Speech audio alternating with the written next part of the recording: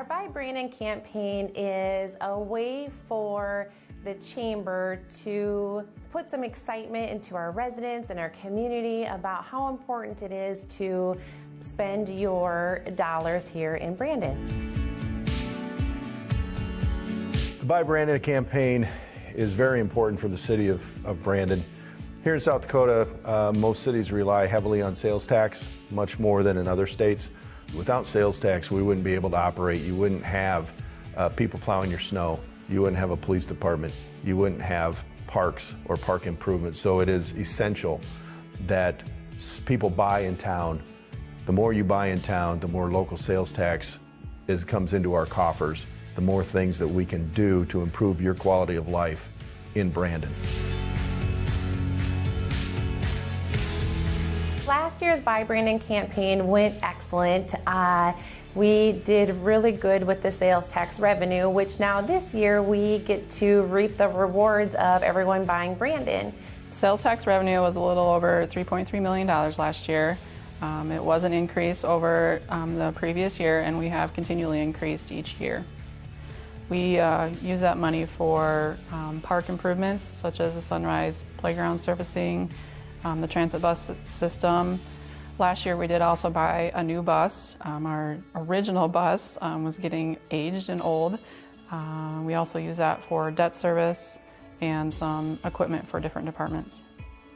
With the money we bought a plow truck, which helps plow our streets in the winter months, and we also bought a loader. One of the upsides to closing the pool this summer is we planned on doing a $1.6 million renovation down at the pool to include a new kiddie pool, some play features in the pool, as well as upgrading some equipment, expanding some of the lounge areas.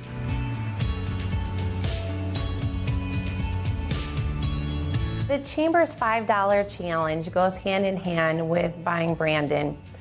It's as simple as just making it a priority to spend $5 a week right here in Brandon. By spending $5 extra a week, it does make a huge impact in our community. If you live in Brandon, like myself and my family do, I challenge you to make it a priority to spend your dollars right here in our community.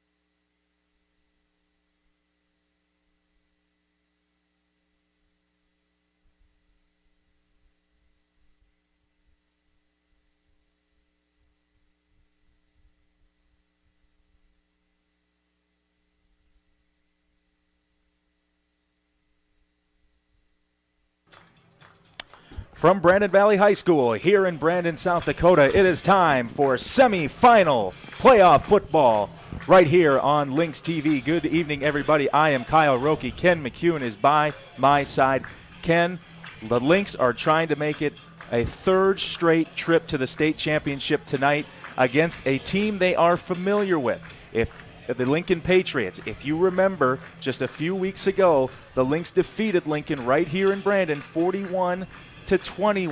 They're going to have to do it again to get to Vermillion. Now, the Lynx, they won big in that game. They won big last week, but this is a whole new season, as you always talk about when the playoffs come around.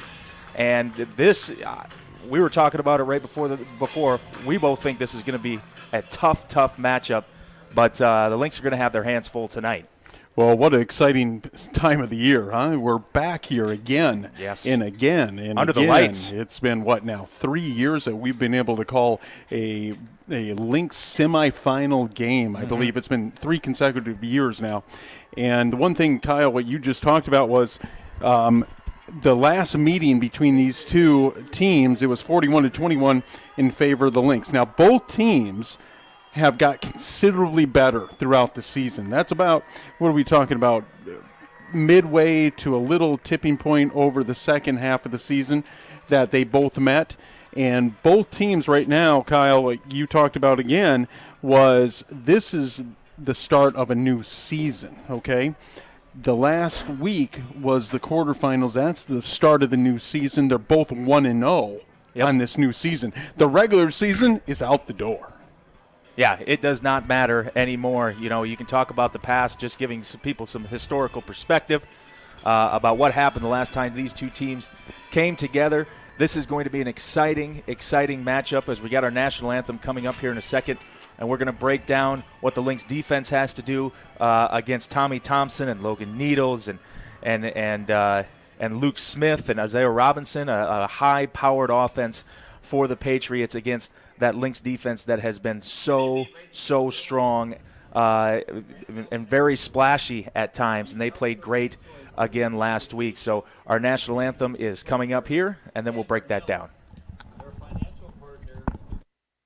Their community partner, Farmers Union Insurance, military partner, South Dakota Army National Guard, and proud corporate sponsor, Billion Automotive. Welcome you to tonight's game.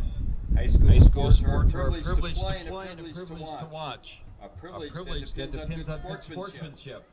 We have the potential for a great game. Let's make it happen with your positive support. Tonight's AAA 11-man semifinal game features the number 3 seed, the Patriots of Sioux Falls Lincoln High School, against the 2 seed, our Brandon Valley Lynx.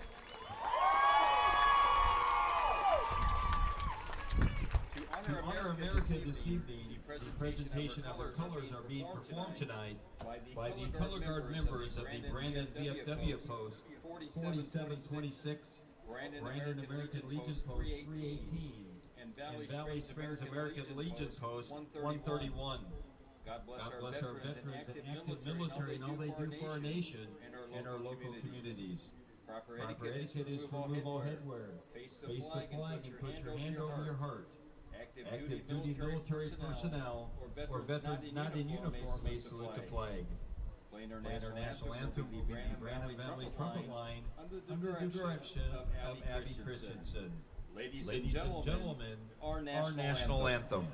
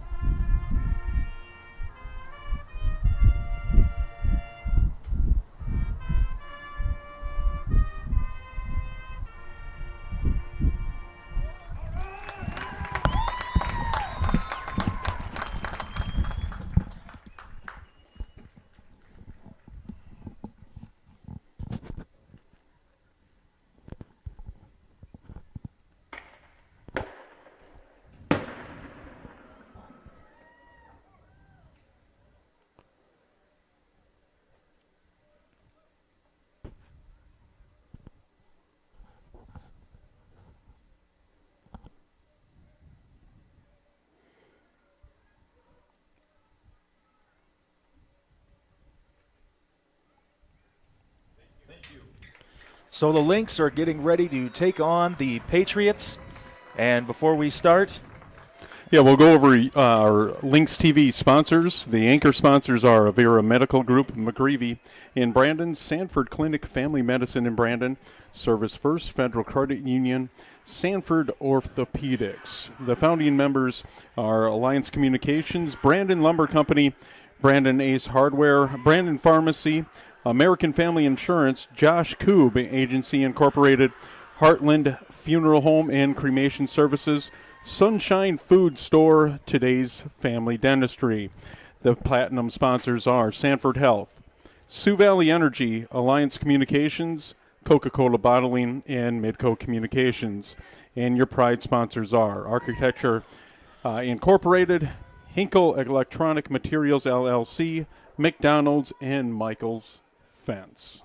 so the coin toss just about, thank you very much to our sponsors, by the way. The coin toss is taking place right now as the crowd continues to file in. Good student section on hand as well. One thing I noticed, Ken, and maybe we'll talk about this a little bit more during the broadcast, is as Brandon Valley will defer, so they will kick off to start the game. Tommy Thompson, one of the best quarterbacks in the state. Maybe you could make the case that maybe he is the best. Lynx are a running team. Lincoln's a passing team. Wind right now, 10 to 15 miles an hour. That really seems to favor Brandon Valley at this point. It does in the running game, but you know the passing game is going to be relevant in this game. It's got to be. You have two good defenses. The Patriots more than likely are going to stack the box, play probably man-to-man coverage on the outside defensively, and really hone in on stopping the run. If you're going to beat the Lynx, the one thing you have to do defensively is you have to stop the run. So Tommy Thompson's going to have to throw the ball. Flip side of the coin, you have to establish the run with your offensive line. You have to get Tate Johnson going. And we know that Joe Colbeck's going to run the ball, but he's got to be able to use his arm tonight. I truly believe that. He's got to hit some receivers tonight and break open that box. We're talking about the defensive box that they're going to stack inside. Probably, my guess is, more than likely 7 to 8 players inside of that box at all times, and maybe 9. And so it's going to be interesting to see what quarterback. It's really going to be the quarterback play that's the catalyst to this game. But truly, and we talk about it every time, Kyle, is who wins the ball game up front on both offense and defensive lines. Rummels to kick it away, and away we go for the semifinal game as running back Isaiah Robinson lets this one go into the end zone with the win. And as we talked about, Tommy Thompson, who we saw just a few weeks ago, the senior quarterback, has really been a big part, him and head coach Jared Fredenberg. That's been a big reason why Lincoln has turned things around after a couple years ago. They won, 2 games, I believe, and they have become a football powerhouse again. They're in the semifinal game with Brandon Valley. Again, the Lynx looking to make it 3 in a row going to the state championship, and it begins right now. First down and 10. And they're going to hand it off on first down to Isaiah Robinson. And Robinson maybe gets 3 yards on the play as Parker Reed at the bottom of that pile. And you're going to see a hurry-up offense. They do not want substitution from the Lynx defense, and sometimes that can play to a better role for your defense, sometimes not, and offensively too. We'll see how that plays out. And Aiden Lloyd was on the bottom of that pile as well, so Reed and Lloyd getting started early. That's Ty Schaefer, the motion man. He heads out wide. They're looking for him. Now they throw it left, and it's caught by Schaefer, and that's going to be a first down out to the 35-yard line. So a nice throw from Thompson. We're going to see a lot of those today. He's throwing into the wind right now. And he has a strong arm. He's going to be able to do it. I don't know if he's going to be able to throw it down the field 30 to 40 yards, but those little passes that go 5 to 7 yards, he's going to try to complete those. He's all alone right now in the shotgun, and he's going to run it this time as Warren makes the stop at the 41-yard line. A nice run for Thompson, and we talked about this last time. I think they tried to run this hurry up. We didn't have a lot of time to talk about things between plays. And you won't. And one thing that the defensive line has to do is they have to be prepared all the time. They got to be set, and it looks like they are. That's Schaefer again in motion. Now he heads back the other way. They're going to throw it, and it is caught by the tight end Luke Smith.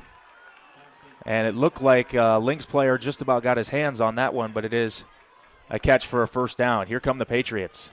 And Luke Smith was a dangerous target the last game, and he's been a dangerous target all season for Tommy Thompson. He's a big tight end, number 15. And the junior Christian Jefferson for the Lynx just checked in. Haven't called his name much this year.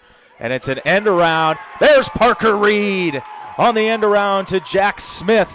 And it is sniffed out for a loss of 6 yards. We talked about last game, Kyle, how Parker Reed and Owen Warren, how they've really catalyzed this defense into where they are today. I truly believe they are the number one defense in 11 AAA today.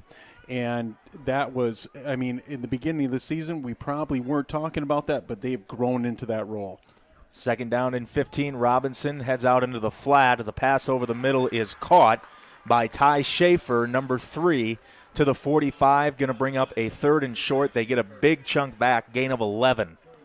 Well, the tight coverage, and you can see now Jackson Hilton is in at corner. That's going to be the difference of the game, is how they can play man-to-man in these slant patterns. Pass is caught, and Lincoln is on the board. Touchdown. Ty Schaefer looked like some blown coverage right up the seam. Safety, and they went into a man coverage there. No safety high. They went completely man. Lincoln spread them out. They went a 3-by-1 package there, and wherever the safety disappeared at, he must have came down to the box to check a tight end or the running back, and they great play call by the Lincoln offensive staff. Peyton Hughes to hold. And that's Tate Schaefer to kick the extra point. And it is good. So Lincoln with a beautiful first drive, a textbook drive, and Matt Christensen and the rest of this Lynx defensive coaching staff is going to have to analyze what just happened on that. Well, and one thing Coach Christensen's going to have to do is you're not going to be able to bring blitzes in this game. It's just not going to happen because Lincoln's going to spread you out. They're going to put 4 to 5 receivers out all the time. That's going to eliminate the blitz. So your front line, your front four's got to be tremendous in this game. What we've seen so far from Tommy Thompson on the offensive side for Lincoln is he's getting the ball out, I would say, within 2 seconds, 2 to 3 seconds. Mm-hmm. And it's just quick passing. What that does to a pass rush, that makes it irrelevant if you're doing that. So what Coach Christensen just did was go man-to-man and take away them slant patterns. Right. Well, all of a sudden it's blown coverage, and somebody's going to pop open if you don't have a safety up top like we just talked about in that man-to-man coverage with the spread offense. Yeah, there was nobody within 10 yards of Ty Schaefer on that play, and he's one heck of a wide receiver. Good wide receiver core as well for this Patriots team. And it's an onside kick, and it is recovered. The Lynx are going to start with very good field position at midfield. An interesting play call, and that is Peyton Carroll who picks it up. Well, we already know now. You're watching it, folks, at home or wherever you're at. Is Lincoln's going to be ultra aggressive tonight? Mm-hmm.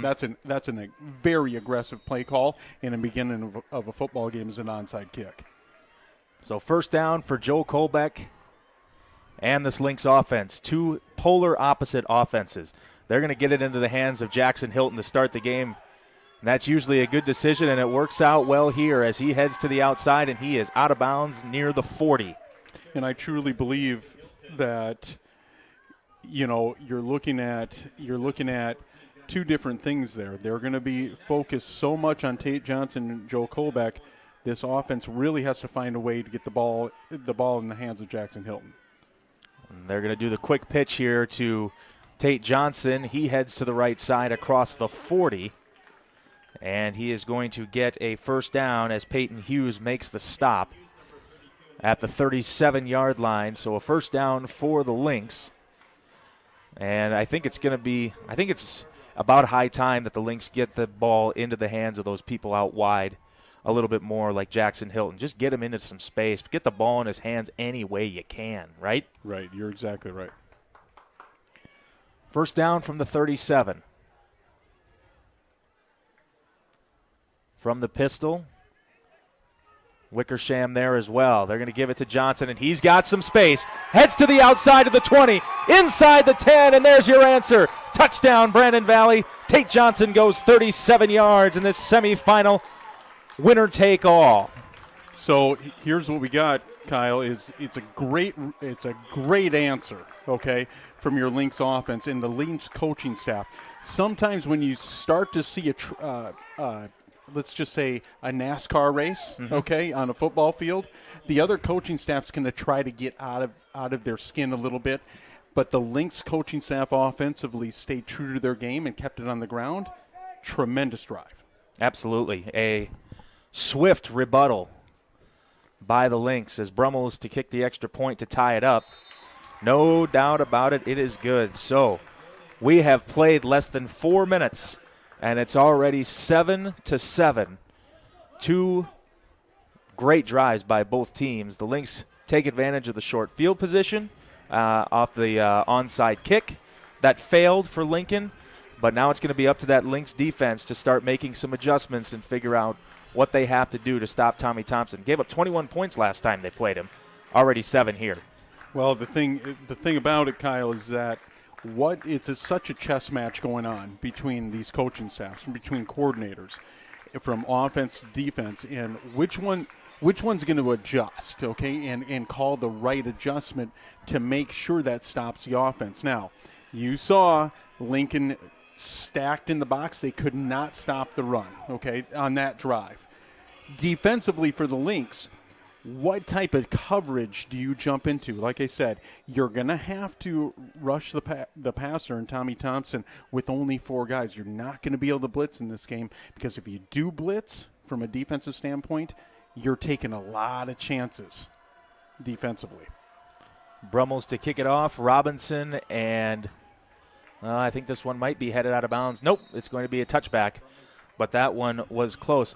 Another thing about blitzing, it appears from that first drive that Tommy Thompson wants to get the ball, and the coaching staff wants to get the ball out as quickly as possible. It makes no sense to blitz if he's trying to get the ball out in 2 or 3 seconds and trying to get passes completed for 5-10 yards and get them into some space.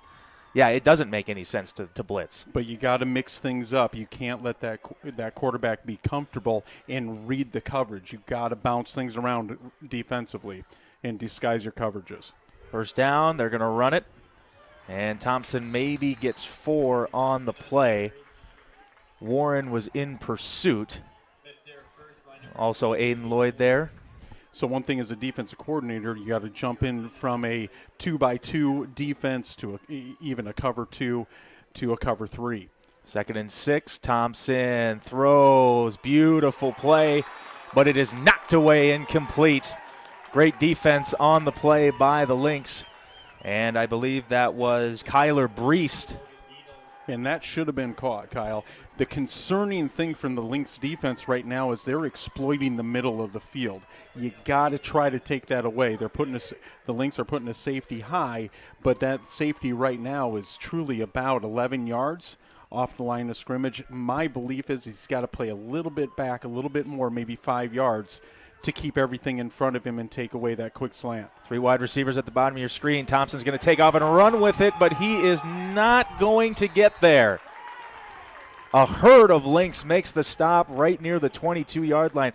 For it being only 5 minutes into this game, that is a huge third down stop for Brandon Valley. It's going to be a field position game. These semifinal games always are. There's a reason both of these teams are in the Final Four of the 11 AAA playoffs. There's a reason. They're both deserving of it. They both won the last game in the quarters. Now, what team makes the adjustments? It's going to be, like I just said, it's going to be adjustments from the coaching staffs. What coaching staff outcoaches the other sideline? Lynx almost get home. Fair catch is called for, and once again, the Lynx have great field position as that one was hauled in by Carson Mashlin. So they're going to be at about the 47-yard line again after taking, 3 plays on the last drive for 50 yards? They're going to be at the 48-yard line. And stay true to what you do. You don't have to put the ball in the air so much. You may want to take a couple chances, but stay true to where you are. Run the ball. Take the time off the clock from another high-powered offense. First down and 10. Colbeck all alone in the backfield. Out of the shotgun, he is rolling. He is going to throw it to the right side, and are they going to call it a catch? Nope, they're saying it's incomplete, out of bounds. So that pass, I believe, was intended for Mashlin, but they rule it incomplete. And with the defensive line from the Lynx, let's go back to their defense a little bit here, Kyle. They got tremendous pressure, okay, on that last drive. That's what made Tommy Thompson irrelevant in that drive, in a miscatch, let's be honest, a drop pass. Good defensive play by Kyler Brees to get there and knock it away or knock it out of his hands. They're going to fake it to Hilton, then they give it to Johnson, headed to the outside. Good run by Tate Johnson, and that is enough for a first down to the 40-yard line. So it's been the Tate Johnson show, but it's been Jackson Hilton too, okay? They ran that reverse on the last series with him. Actually a jet motion, it's not a reverse. And this time they run it the other way. They fake it to him, okay? So they use Jackson Hilton as a decoy there. They run the option the other way. Perfect play call. Absolutely. Jackson Hilton's going to be at the top of your screen this time. The only wide receiver in there. Wickersham just checked in. He was the fullback out of the pistol. Here is Johnson across the 40, and he'll be tackled right near the 36-yard line as number 78, Yosef Makura, with the stop. And the Lynx are going to play some power football here. And so you see the difference between offenses. One offense wants to utilize all the play clock, and the other one wants to too. But the other one wants more plays inside of that play clock. So it's different styles are completely different. It's going to be a great matchup tonight.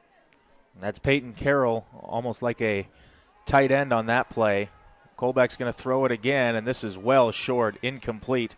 Don't know if it was miscommunication or if maybe a wrong route was run, but that was well short. It's going to be 3rd and 7 coming up for the Lynx. And I believe we'll see how aggressive Coach Garrow is from the Lynx offense. We'll see how aggressive they are. If they don't get this first down, if they go for it on 4th down. We've seen how aggressive Lincoln is. Let's see if the Lynx match that aggressiveness. Well, from the 37-yard line, you're in no man's land. You almost have to go for it. And they're going to run it with Colbeck, and it's not even going to matter because he's going to get the first down, and he runs over Landon Kolb. First down, Brandon Valley inside the 30-yard line. And the one thing about it is everybody's looking at Joe Colbeck, but Tate Johnson just became the best blocker in the state there when he took out that linebacker and gained the first down. Great block by Tate Johnson on that direct QB keeper, let's just call it, or QB sweep. Yep. And Johnson with a big block. You got Jackson Hilton, Tate Johnson, and Joe Colbeck all running out of the backfield. Good luck. Johnson, handoff. Another nice run, and he's able to fall forward as Landon Kolb, number 11, again in there for the stop. Gain of 5. So, Kyle, when we look at the wind's not really factoring in this game. But at some point, it's going to get, I believe, I haven't really looked at the weather, it's going to get a little bit chillier. And so maybe turnovers play, I'm not jinxing the Lynx here at all, but maybe turnovers play a part in this game. You got to win that turnover battle also. Of course you weren't jinxing the Lynx. You're trying to jinx Lincoln, right? Exactly. 2nd down and about 6. Colbeck's going to run it again. Heads to the outside to the 20. Inside the 10, and he's in. Touchdown, Brandon Valley. A run from Tate Johnson, now a run from Colbeck. It's 13-7 Lynx. And if you watch the replay on that, another big block by Tate Johnson. Kicks Colbeck to the outside. He actually picked up the middle linebacker that's shooting the gap there and had Colbeck. Colbeck bounced it out, but Tate Johnson picked up that middle linebacker. big-time touchdown. He can really do it all, can't he? He can. As we found out last week, he can catch touchdown passes, he can block, and we sure as heck know that he can run. Brummels with the extra point. And that one almost made it to the parking lot. It is good. So it's 14-7, Brandon Valley. They take advantage again of the good field position that they got. And right now, they're going right, they got the wind at their backs.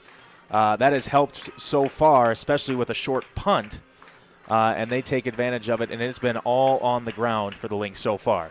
So Ty Schaefer for the Patriots scored that touchdown. The one receiver that and he's a tight end that scares me tonight a little bit is the big wide receiver, and Luke Smith. He sits at 6'3" and 200 pounds. I think he's a tremendous tight end / wide receiver.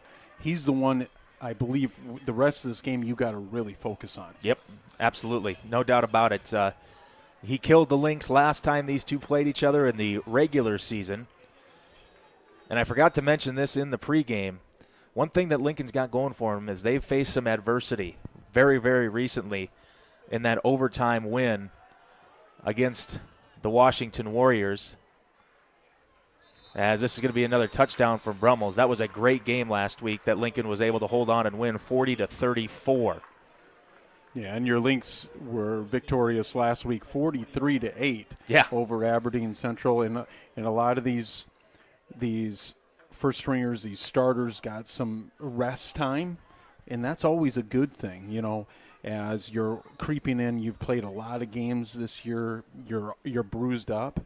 Okay, you're going to be bruised up until probably midway through the basketball season. Yeah. And so it's a good to get your rest. The question of whether it's going to be rest or you're going to be rusty after it, so far the rest has helped.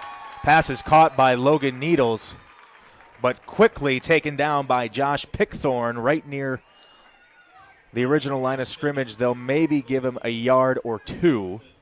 And we've seen number 19 fly all over the field last week. Mm-hmm. And he's already starting it, and we're talking about Josh Pickthorne from the linebacker position. He was all over the field last week, making big plays and big tackles, and tonight he's already starting that. Yeah, the senior, he's got more playing time, it feels like, as the season's gone on, and he's certainly taken advantage of it. Now Thompson's going to run it, and he threw it. That's got to be a flag because that's an illegal forward pass. He was already past the line of scrimmage, so this one, forget about it. Not going to happen. It's just a really good athlete trying to make a play. You can't, he's going to be stuffed there for maybe 1 to 2 yards, but this is going to negate it. I don't know what the penalty is on this. I believe it's 10 yards, but that's going to put the field position back into the Lynx. They talk about the Lynx way all the time around here. My kids come home and it's a Lynx way. And it is an illegal forward pass. And that's a big penalty, and so what that'll do, it's a 5-yard penalty, okay, but it's a loss of down, so it brings up a third down and a long ways where this defense now may be able to actually bring a blitzer because Tommy Thompson's going to have to take his time back there a little bit for his receivers to get open. And that guy in the middle, if you see at the bottom of your screen, that's number 15. That's who we're talking about. That's Luke Smith. Keep an eye on him. 3rd down and 10. Low snap. Thompson. He's in a lot of trouble. The pass is caught. And it is caught by number 23, Jack Smith, well shy of a first down. The Lynx defense holds again. I believe it's Aiden Lloyd with the tackle, number 23, the senior for the Lynx. I think they've moved him to a linebacker now. Yep.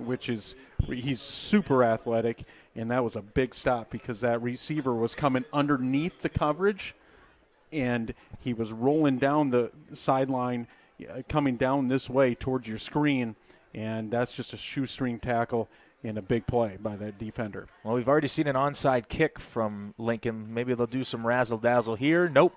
They're just going to punt it away. And Mashlin's going to let it bounce. It does take a pretty good Lincoln bounce, and this will be the worst field position the Lynx will have so far, and they will start at the 35-yard line. I was looking actually over near the other 35-yard line. I thought we had a little skirmish, but nothing came of it, thankfully. It'll be interesting. So the Lynx defensive line, they went to a 5-man defensive line there with 3 down linemen and Owen Warren and Parker Reed, number 44, the defensive end, standing up. So we'll see. You see Coach Christensen, he's mixing things up. That was an interesting as we watched that last series. Yep. He's always got something up his sleeve, doesn't he? He does. On first down, they're going to give it to Johnson. And Tate Johnson pushing forward. A nice run for him. And Johnson just keeps picking up chunks and chunks of yardage. And you see what that jet sweep to Jackson Hilton, even faking it, is making the defensive end stay home and not collapse the run, and they're running right underneath that defensive end that's out there on Jackson Hilton when he comes in that jet sweep. And we got 2 wide receivers here. That's Hilton at the bottom of your screen. He's the motion man right now. Johnson again. Getting some space. Watch out. There goes Tate Johnson again. Touchdown, Brandon Valley. A 58-yard touchdown by the best running back in the state of South Dakota. Boy, they are putting on a clinic in the first quarter running the ball. Hats off to the offensive line, because I'm telling you right now, he didn't get touched. He put it in one gear and he was gone, and that hole had to be huge. I'm talking big. Moses Red Sea huge? Something like that, yeah.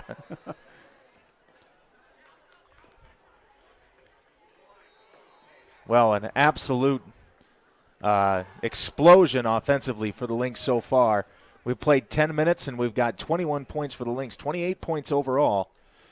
And by the way, as the extra point is good, 21 consecutive points for the Lynx. And it feels like the defense has really picked up some of the energy that the offense has created so far. And they're going to have to keep it up here. Another big stop for the Lynx and another score could really deflate the Patriots. Well, look at the adjustments from the coaching staffs. We've talked about it a lot in this quarter, is what coaching staff is going to adjust.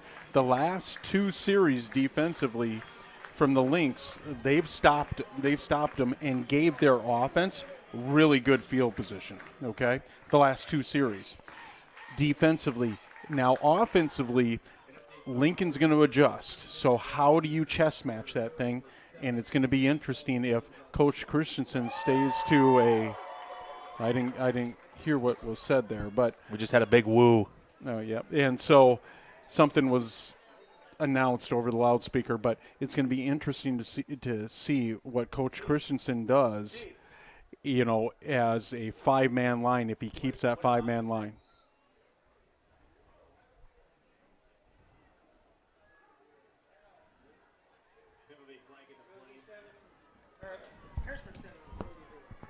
As that one is into the end zone for a touchback. We do have a score update in the first quarter. It is 7-0 Harrisburg over the Rough Riders. So that was your announcement that was made over the loudspeakers, yes. And the crowd reacted to it in a good way. And you'll have to excuse me, that kick was out of bounds, so our apologies. We were getting a scoring update, so our fault. First down and 10 for Tommy Thompson. That's Luke Smith, the motion man. Thompson's going to run it again, and this time he does have some space.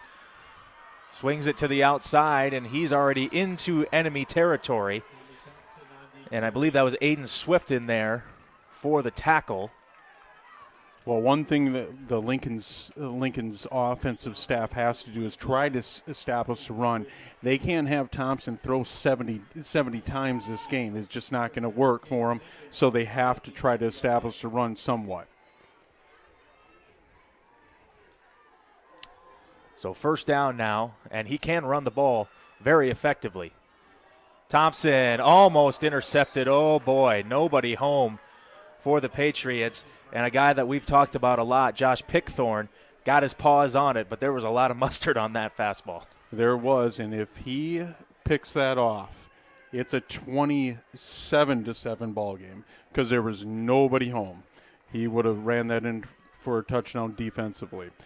Big second down here, Kyle. Second down and 10. That is Ty Schaefer headed back out on motion, and they're going to hand it off to Robinson. And he is not going to get far. He stopped right near the line of scrimmage. They're going to give him a yard on the play. Owen Warren on the stop. And a big third down coming out here for the Lynx defense.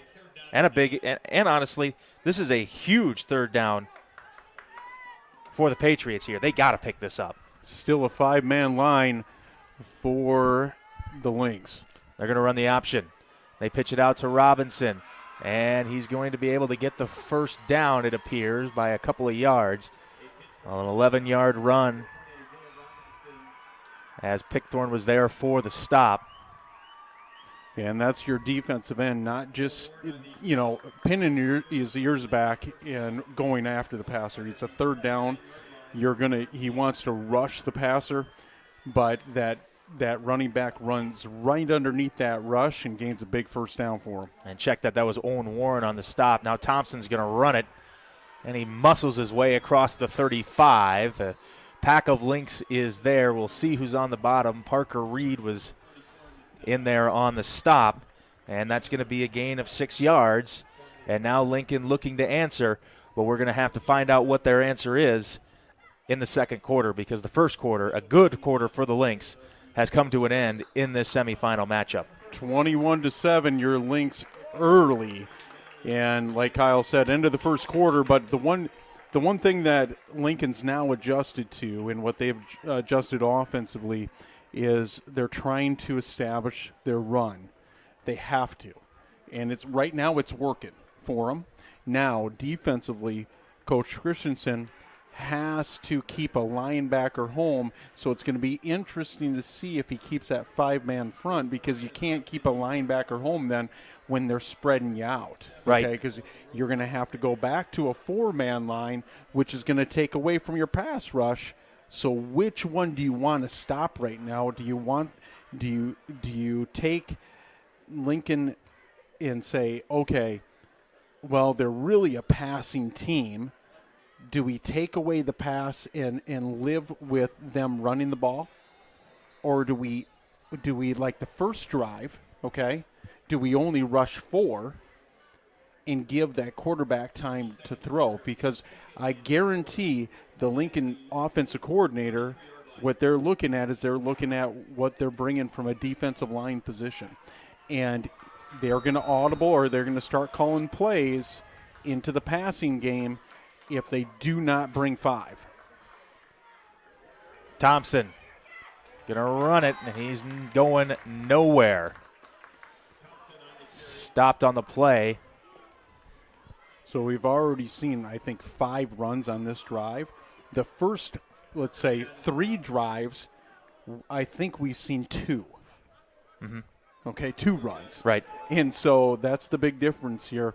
I love the chess match. Now you have 4 defensive linemen for the Lynx. Third and a long 4. Thompson's in trouble, throws it, and it is caught by Luke Smith, and Smith is going to get to the 20-yard line. And it looked like that was... So, folks at home, just think about this now. The offensive staff for Lincoln now sees a 4-man line. Now they go into a passing game. They're going to run it this time with Robinson. Aiden Lloyd couldn't get home, but the Lynx defense is able to clean things up, trying to see who's at the bottom of the pile there. It's Jordan Johnson, and that'll bring up 2nd and 10. And here they go quickly. And just like you said, Ken, it looks like they are audibling. And they're going to take their time. That's what the coaching staff is seeing defensively. They're going to audible out. Thompson going to run, and he slips. We'll take it. Looked like he slipped and fell on this turf, 3 or 4 years old. Now watch this now, Kyle. Coach Christensen's going to bring back a 5-man line to get that pressure, or he's going to blitz his middle linebacker. Now, what that does, now he's back into a 5-man line, as you can see. That's what they're doing. They're trying to do this chess match on both sides of the ball. 3rd down and 10. Thompson in trouble again. He's going to take off and run with it, and he's going to get the 1st down. He's inside the 5. He's hit hard, and it is going to be 1st and goal. And I believe we might have a flag on the play. And so what's happening on those runs? We saw Isaiah Robinson. Nope, no flag. Sorry, go ahead. We'll wait until after this play. They're going to hurry up here. 1st and goal. Quarterback sneak. Touchdown, Lincoln Patriots. Thompson answers for Lincoln, and it is now 21-13. You were saying, Ken? So what you've seen when they have ran the ball, okay, out of that 5-man line, they've tried to get to the outside because the defensive ends are coming up the field so much that the run is underneath that defensive end, okay? They're just running underneath that defensive end. So it's such a hard job to do as a defensive coordinator. We have a Lincoln player down. But it's such a hard job because if you bring that 5-man line, which the Lynx are doing, okay, it's going to be vulnerable to that run because if they break that front line, the runner, either it's Robinson or Thompson breaking that, and we've seen that on a couple plays ago, that Robinson ran that ball on 3rd down for a 1st down, and now you see Thompson gain a big chunk of yards with a 5-man line because all they're doing is they're spreading that baby out. They're spreading that offense out. Everybody's in coverage. You are really the only line of defense against the run is that 5-man line. Yep. And if you don't get home on that 5-man line, boom. And you have to teach your defensive ends, and I'm sure that's what's going to happen here from the coaching staff, is they can't come so far up the field. They got to stay home. They got to collapse the pocket instead of trying to play wide outside. Right. And we even saw it on that run from Tommy Thompson. You know, it was a 4-man line, but it's spread out so much that if all of a sudden, if you're getting pressure and he gets out of it like that with that pursuit, there's nobody there because those wide receivers are going deep. There's no linebackers there. Well, you took a linebacker out of the line where the linebacker usually is and put him on the defensive line. Right. Extra point is good by number 10, Tate Schaefer. We've seen this so much, Ken, by this Lynx team. They get out to an early lead, and then whether it was Harrisburg or Rapid City, I believe Stevens, and even a couple different times this season where the Lynx get out to a big lead, 2-touchdown lead earlier, and the other team scores, and then Brandon Valley scores, and then the other team scores. It's very difficult to stop this Lynx offense when it is running like a well-oiled machine, like it really has pretty much the entire second half of the season. Right, but the thing is that it's the adjustments by these coaching staffs, how they're adjusting. You can see that they're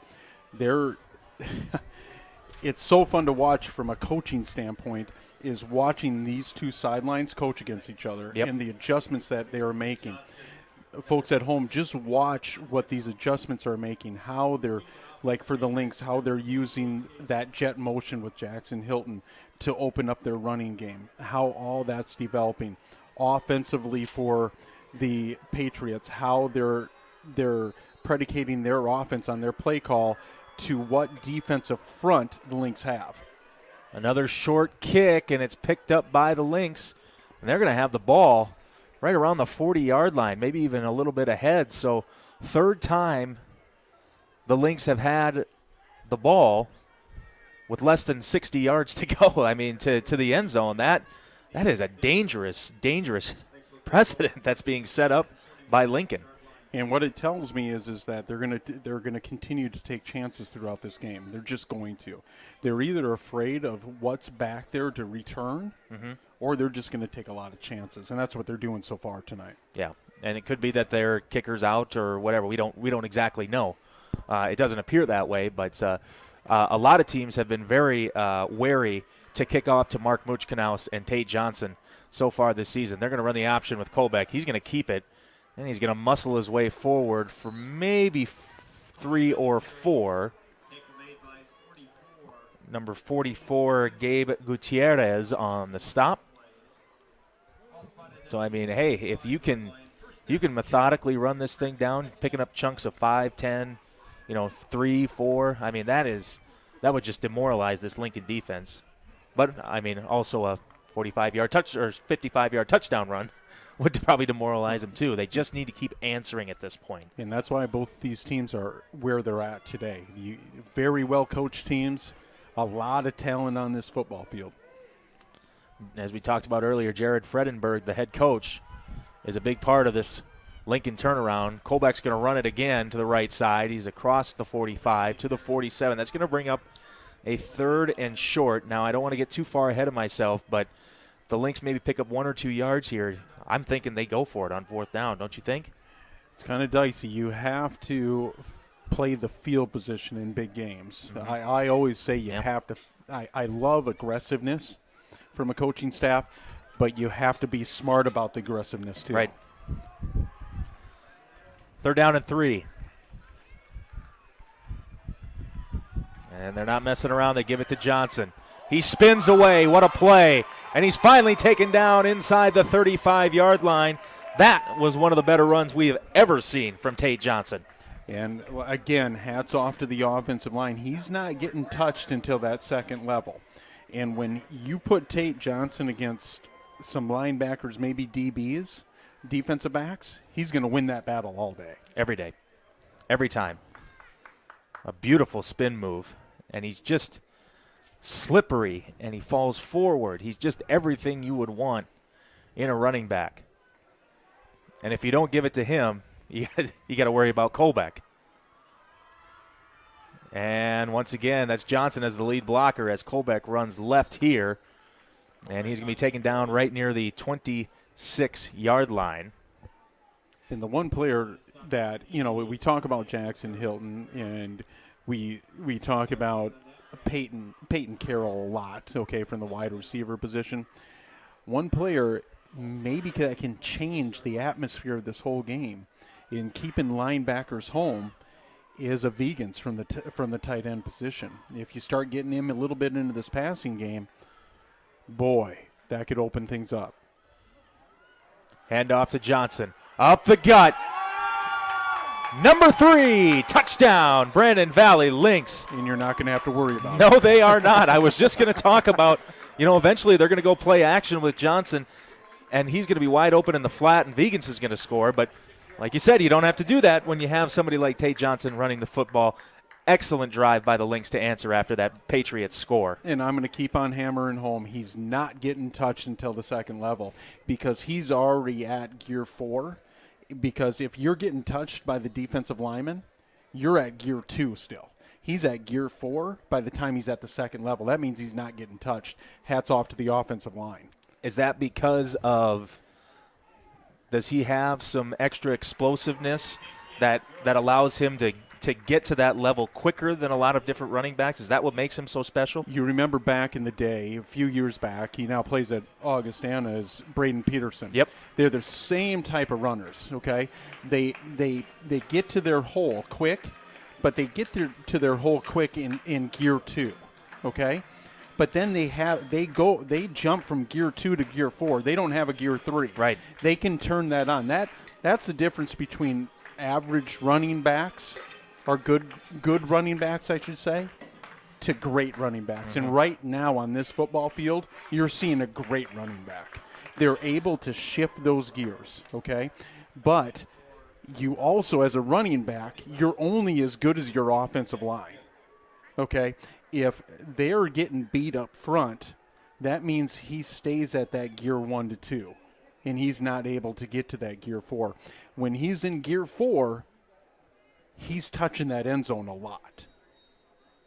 Yeah, he is. And just a treat to watch, no doubt about it.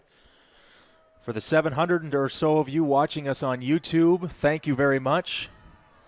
As this one, you're going to want to settle in for the long haul because these two teams are going to be tough as nails. On the return, it's the starting running back, Isaiah Robinson. He heads to the right side, tries to cut, and he is finally knocked down by Max Van Westen.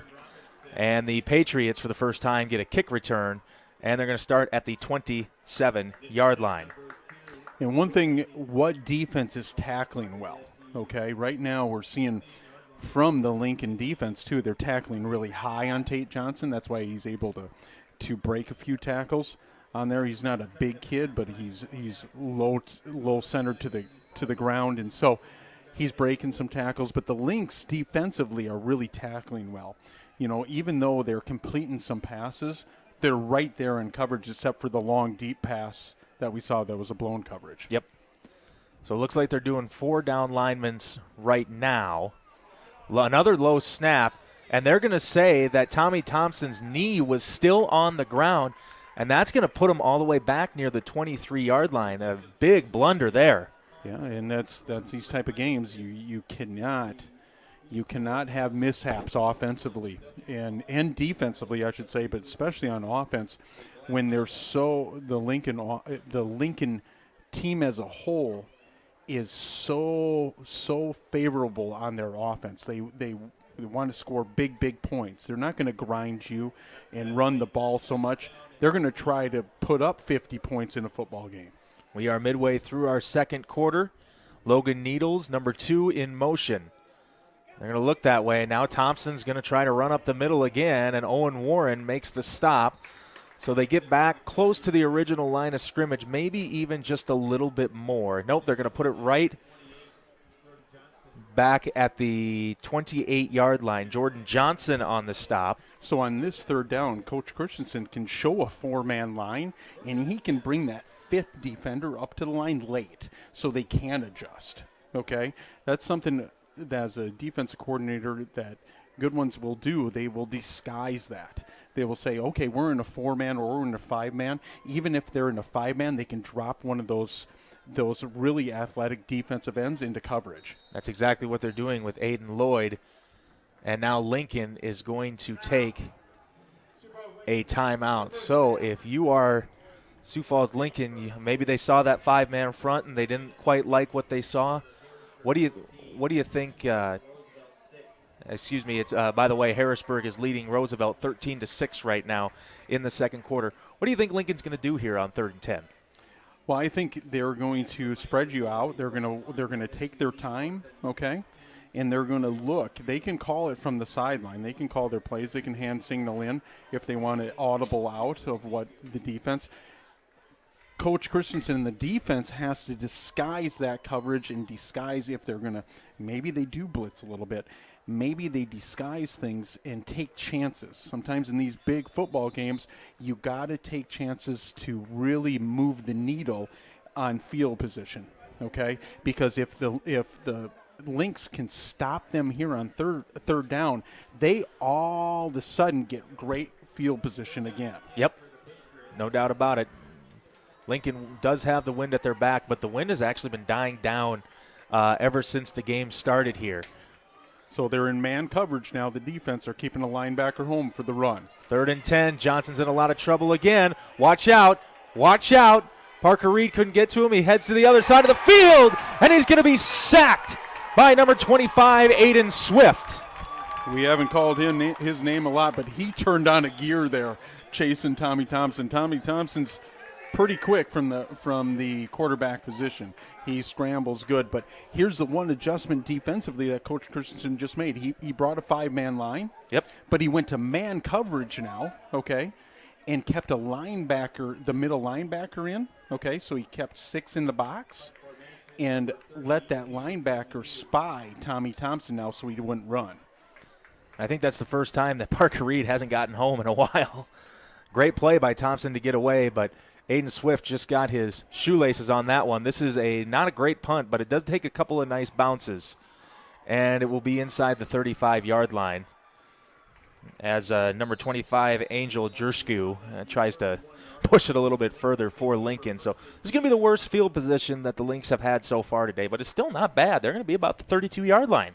And time of possession has to be a little lopsided. I wish we could get that for you folks.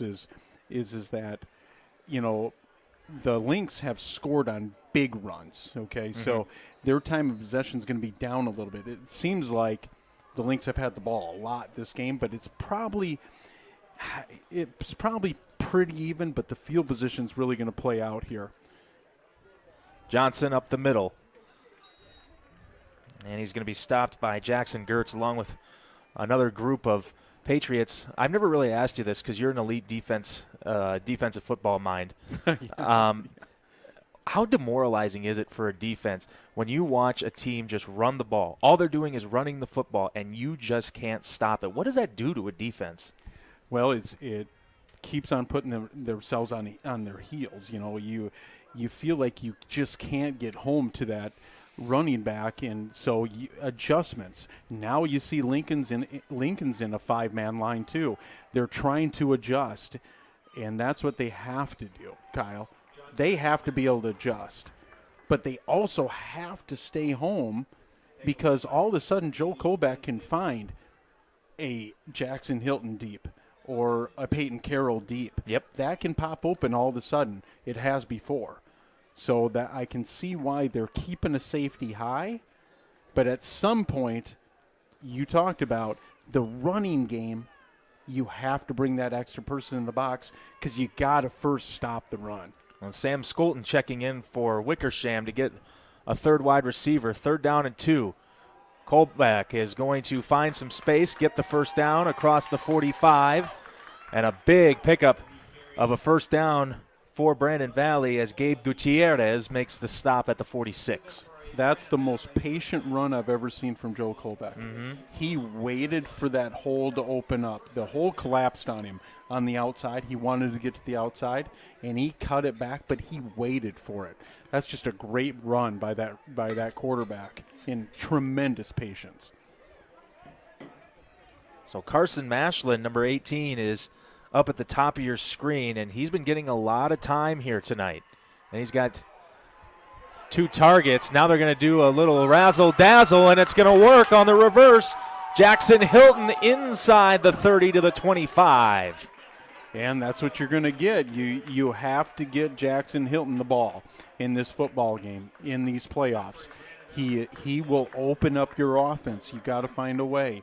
Right now, the coaching staff must not be trusting the air game, and they don't have to. They got 28 points on the board from the offense.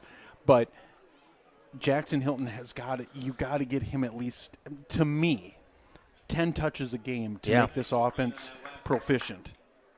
It's too bad.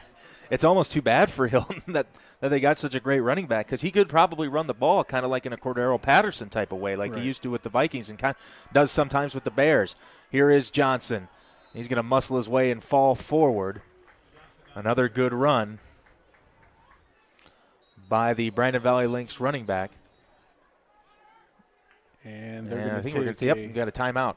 So one thing you talked about, Kyle, when you asked me, how do you stop this offense, the running game? Well, it's really hard to stop when you have a tremendous offensive line.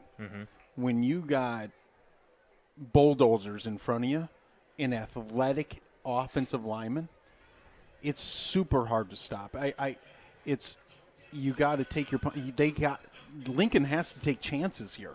They have to blitz. They have to get it because right now their 7 in the box is not working, okay? The Lynx right now probably have 200, I would say roughly 200 to 250 yards on the ground, okay? And 0 in the passing game. Right.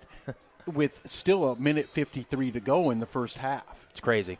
So and they get the ball again to start the second half. At some point, if they're not going to crowd that box, they're only putting 7 in. At some point, they have to put 8 to 9 in the box to stop it, and then you become real dangerous with the passing game from the Lynx offense. Jackson Mullet, Andrew Bunkers, Brady Copel, Nate Myers, and Navarro Shunky, they have been the heroes all season long up front. They have been just great when a lot of people thought that was going to be a big question mark for the Lynx this year. But they have gotten it done, and they've gotten it done in a big way. 2nd down and 5 from the 20. And they're going to give it on an end around. I believe that's Mashlin, and he is in for the touchdown. Check that. That was Tate Johnson in motion, and he ran outside for the touchdown. That's his 4th of the half. So you named 5 offensive linemen there. Guess who just popped that open down the field? All Our 5? tight end, Vegans. Oh, Vegans, yes. He popped it open, so you can add 6 tremendous blockers up there, and now you come with 6, and then all of a sudden you have a fullback in Wickersham sometimes in the backfield, and you have another. Sometimes they'll put Peyton Carroll in there. It's just a host of blockers, and it's so hard. It is so hard to penetrate that offensive line. 34, now 35 points in this first half. An offensive explosion, literally all of it on the ground. Not one passing yard in this half. So what that's going to do, okay, it's a 21-point ball game, okay, 3 scores. It's early. It's still the first half, okay, with 1:47 to go. But what coaching staffs, the other coaching staff for Lincoln, their offensive staff, they're going to start becoming one-dimensional here. They have to. Yep. And now, even though besides the one drive where they broke it open over the middle with the pass, that other drive, their other 7 points that are on the board, came a lot from their running game.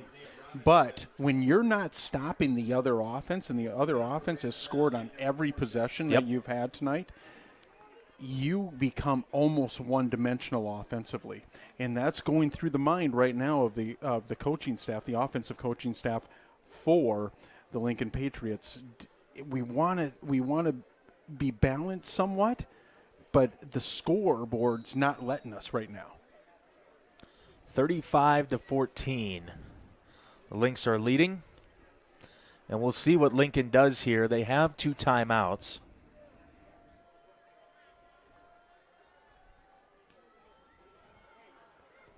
This is a shorter kick, returned by Jack Smith. That's going to take some time off the clock as well, down at the 26-yard line. So looks like we'll get one more chance here for the Patriots to try and get on the board once more. Lynx get the ball to start the second half. That is huge. Already up by 3 scores. Lincoln has to score before the half here if they want any chance. And they have the type of offense that can do it. You have a really good quarterback. You have really good wide receivers. We'll see if the Lynx stay with the 5-man defensive front, and they are.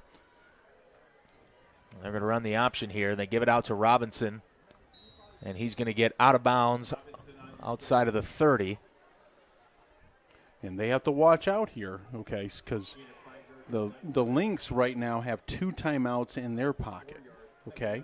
If you do not take a chunky time off this clock, even though it's 1:37, the Lynx can get the ball back here. Yes, they could. Real quick. 2nd down and 3 from the 29. 2nd down and 7, excuse me. Thompson throws it, and it is caught by Ty Schaefer, and he's going to get to the 45-yard line. That's going to be a first down as Jordan Johnson makes the stop. And they're going to hustle it up here with 1:28. He's all alone in the backfield. Another lower snap. Thompson incomplete, and they're going to throw a flag here, and it might be a late hit on Parker Reed. Yeah, you're just over-aggressive. That's what they're going to call the white hat. The back judge is going to call a roughing the passer, I believe. And it's just an unnecessary roughness penalty, so that's not what you want from your defense. You don't want to give them free yards, okay? You never want to give them free yards, and that's a big chunk of yards is 15 yards, especially this high-powered offense. So from the 41 now of Brandon Valley, 1:18 to play here. Lynx already up 3 scores. They want to keep it that way before the half and get the ball to start the third quarter. Thompson's going to throw it, and was it caught? Yes, it was. Nice catch by Ty Schaefer And near the 32-yard line, even though he got out of bounds, they want to hurry here. Yeah, and you can't sit in a soft defense. Nobody likes a soft defense where you're just making sure the deep throw's not there. You got to continue to be aggressive on defense here, especially against this type of offense. 2nd down and 9, 1:13 to go. Thompson, looking like he wanted to go deep. Now he's going to run with it, and he gets the 1st down, and he's inside the 20. And they're going to spot him out of bounds right at the 15-yard line, it appears. So Vegans is going to come in for on defense. And they're just giving a breather to one of the defensive tackles. It's still in a 5-man line. They got to keep a linebacker home here for Tommy Thompson. And Thompson took a lick. And I believe that pass was caught by Robinson. He's out of bounds at the 5, and he's shooken up a little bit. And that's going to be from Vegans, comes into the ball game and makes a big play on Tommy Thompson. And Thompson's really laboring here. Still looks 2 like he's all right. timeouts. Yep. Thankfully, he's okay. 1:01 to play. If Lincoln gets into the end zone here, the only question will be, did they score too quickly? 2 timeouts left for the Lynx as well. They're going to give it off right side as the handoff was to Angel Jerski. And they're going to take a timeout. Sioux Falls Lincoln's going to take a timeout with 56 seconds to play. And that is going to – ball's at the 3-yard line here. Lincoln's knocking on the door. And so at halftime, I believe, Kyle, you're going to be announcing some fall sports team and individual recognitions. Yes, very excited for it. And it will be highlighted by the state championship winners girls soccer team. We will talk about that. Had a pleasure to watch a lot of boys and girls soccer this year. Both of them had great seasons. Congratulations. But we'll get more into that at the halves. But it's always an exciting and proud time to be a Lynx. And this has been a good year of fall sports when a lot of people didn't know if we would even have them. 1st and goal from the 3. Thompson's going to run it. They sniffed it out, but he's a strong kid. He's pushing. He's going to be down at the 1-yard line. And Lincoln's probably okay with that. They Yeah. want to churn some clock off of here because you do not want to give the ball back to the Lynx offense with time on the clock. Well, they are going to have time on the clock. And he is not going to get into the end zone. He's going to be stopped at the 1-yard line again, and it's going to be 3rd and goal. Interesting here is the Lynx defense has really become stout here inside the 5. 19 seconds to go. Thompson out of the shotgun. 3rd down and goal from the 1. And now we've got a false start penalty, I believe. So that will stop the clock with 10 seconds. It will push the Patriots back. And if Lincoln doesn't score here, that could be a huge blow. It is a deflator, to say the least. Well, 2 shots at it probably. Boy, that is big. The one player you want to watch here, besides Tommy Thompson running the ball, okay, and I don't know if you want him running the ball so much here with only 1 timeout and 10 seconds to go, is the big wide receiver, the tight end, number 15, Luke Smith, sitting at 6'3". Okay. Yep. He may try to put the ball up to him, and to that big receiver. That's one player you want to jam off the line of scrimmage, not let him get a free release, and put somebody over the top of him. And very surprising, Lincoln just took their final timeout. So if they have a completion and they don't get into the end zone or they don't get out of bounds, this half is going to be over. But they're at the 6-yard line. Like we said, that's going to more than likely Tommy Thompson's going to have to put the ball in the air instead of running the ball. You're taking a huge chance if you are running the ball here. Yeah, I don't see that coming to fruition, but we will see. And they don't even huddle up. They just head right to the line of scrimmage from the sideline. 3rd down and goal from the 6. Brandon Valley gets the ball to start the second half. They're already up 35-14. Here comes Schaefer, the motion man. They're going to roll and throw into the end zone, and it is dropped, incomplete. So they ran so the Lynx were in man-to-man coverage. So what the Patriots, they must have knew that they were going into man-to-man coverage on that trip set, the 3 receiver set on the bottom of your screen, and they ran a pick play with number 15. Yep. They had number 15 just spot right in front of the defender, okay? He didn't touch him or anything, but it was a pick play. Lincoln's out of timeouts. 4th and goal from the 6. Thompson. Is he going to try to run it? Now he throws. It's intercepted. It's picked off. A huge stop for the Brandon Valley Lynx. And I think that's Jackson Hilton with the interception. I believe so.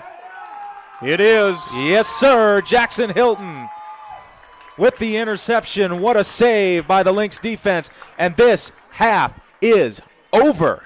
Right. Wow. What a momentum swing. And what about a roller coaster right there? You've seen Lincoln drive almost, let's just say, 80 yards down the field and just be stuffed by the Lynx defense. And on top of it, by a big penalty by the Patriots on that false start. So Kyle will be going over your the fall sports recognition stuff here in just a moment, and we'll go over our sponsors after that. Yeah, once again, your score at the half, 35-14, no ban. Sorry, you're just stuck with Ken and I. But it looks like coming onto the field here soon, we'll see what order they decide to go into, but it's always fun to celebrate other sports. We wish we could do more sports for Lynx TV. Currently we do volleyball, football, soccer, and boys and girls basketball. And we've done a couple of other things on there as well from time to time, but we will await them to get on the field. But just a quick recap, if you're just tuning in at the half, Lincoln scores first to make it 7-0, 21 straight for the Lynx. Then Lincoln comes back with a good drive to make it 21-14. Lynx defense steps up big a few times, and the most surprising thing, 35 points, 0 passing yards for Brandon Valley in this game. Yeah, and they haven't needed it. You know, Right. We talk about how we like to see this offense open up a little bit in the passing game. Well, don't shy away from what's working. You Right. know, and that's what this offensive staff has done, the coaching staff for the Lynx, and hats off to them. They have really stayed true to their game now. We'll see coming out, I believe they're going to start from the right to left, I believe, the Lynx will, on the Yes. kickoff return. They're going to have the wind at their backs Right. to end the game. It'll be interesting. We saw last week against Aberdeen Central, the Lynx at the start of the game opened up with a big pass down the field. Remember, it was Yep. to Tate Johnson. Let's see if that plays out here. They tried it once where they spread Tate out once in this game, and it didn't really work. Mm-hmm. Let's see if they try that again to open up that offense even more. And the Lynx defense, hats off to them. Okay, they've held a high-powered offense to 14 points. You know, you always want less than that, but with this offense, you will take that, especially when your offense is scoring on every possession. Yes, and that's been the trend most of the second half of the season. How many times have they punted in our home games after the O'Gorman game? It almost has never happened. They just score and score and score until, you know, they don't have to. And individual recognition. First up, our competitive cheer team. 4th place team at the Class AA state meet. Congratulations, ladies.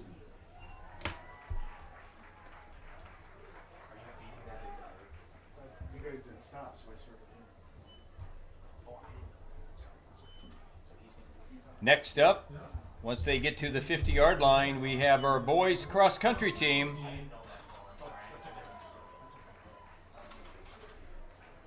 Boys cross-country ESD Conference champions. Third place team at the Class AA state meet. Jeremiah Donahoe, all ESD and all state. Britt Elkin, where are you, Brett? ESD and Metro champion and state runner-up. And Ben Vandenberg, all ESD. Congratulations, boys.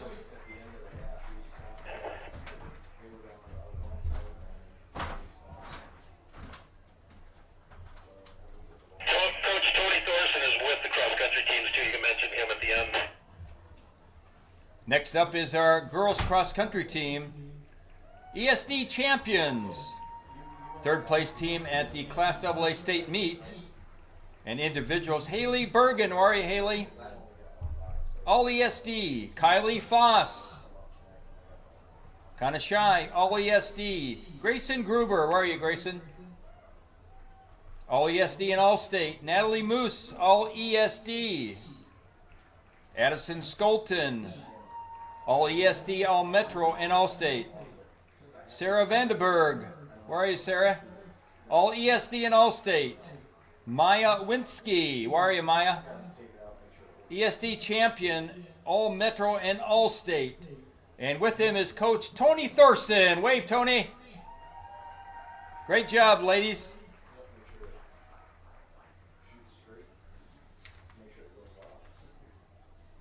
Coach Ashley Hoffman is with the dance team, too.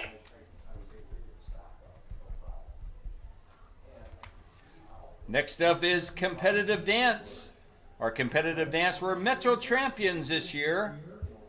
Palm Division champion and grand champion. Runner-up at Class AA state meet. Individuals, Brooklyn Hunt. Where are you, Brooklyn? There she is, all state. Kate Jacobson. There she is, all state. And I love this name, Kalista Weisman, all state. And with him is Coach Ashley Hoffman.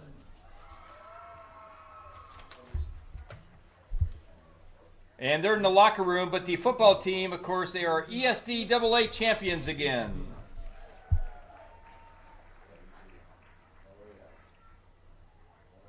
Next up is boys golf. Emmett Hansen, where are you, Emmett? All ESD, all Metro, and all state for Emmett. Owen Sanders, all ESD. Congratulations, men.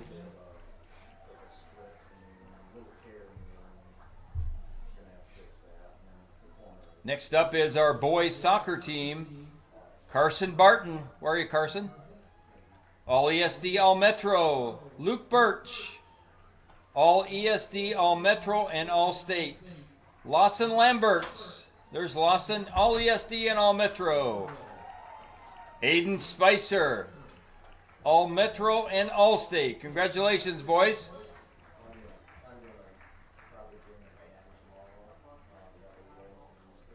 Up next is girls soccer. They started by being Metro champions, and they are the state AA champions, first in school history. Individuals, Maya Chan, all ESD and all state. Emma Haas, where's Emma? All Metro. Irma Curlin, all Metro. Julia Kreitner, all ESD, all Metro, and all state. Zoe Mandery, all Metro. Kennedy Nebel, all ESD and all Metro. And Therese Zucker, all ESD, all Metro, and all state. They were coached by Jacob Shop. Ladies and gentlemen, your state AA champions, girls soccer.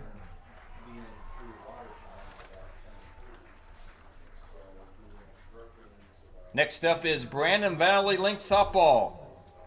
Kaya Mork, she was all state. Wave, Kaya.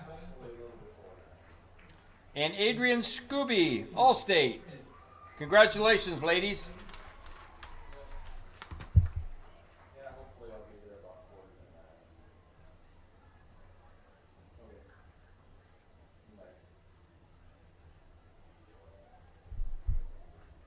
And up next is girls tennis. Individuals, Adri Alexander, all ESD and all state. Addie Jackson, ESD champion, all Metro and all state. Michaela Yerke, all ESD and all state. Marie Pelletier, all ESD and all state. Kinsey Pulaski, where are you, Kinsey? There she is, all state. And Bella Schultz, all ESD and all Metro. Congratulations, ladies.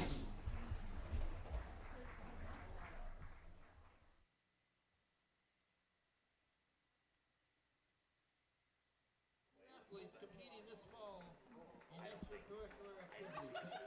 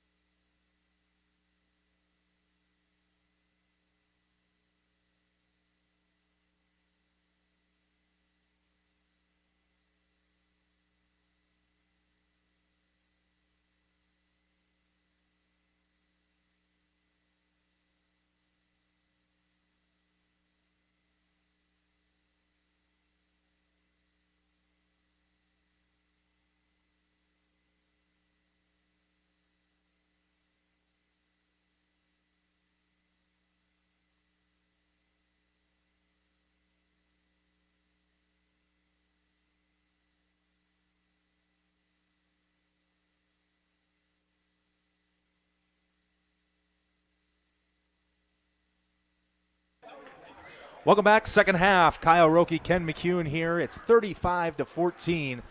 The Lynx are leading the Lincoln Patriots. A huge first half, all on the ground for the Lynx offense, and they are picking up right where they left off. They get the ball to start the second half.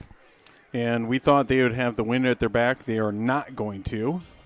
So they must have deferred in the first half, so they won't. The Patriots get to choose which way they kick, and they're going to take that wind, although the wind has kind of changed maybe a little bit direction here. Yep.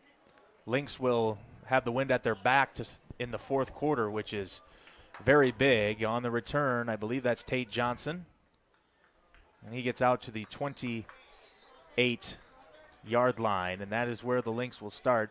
Their worst field position of the game, so Johnson returns, and now he heads right back to the huddle with Joel Kolbeck and the rest of that high-powered Lynx offense. So what team comes out with momentum? The Lynx with a huge stop in the first half, keeping the Patriots out of the end zone with a big turnover interception by Jackson Hilton. How do you start this second half? What adjustments did each coaching staff make inside that locker room to start the second half? And we're keeping a keen eye on the Roosevelt-Harrisburg game. Harrisburg leading 14-6 in the third quarter.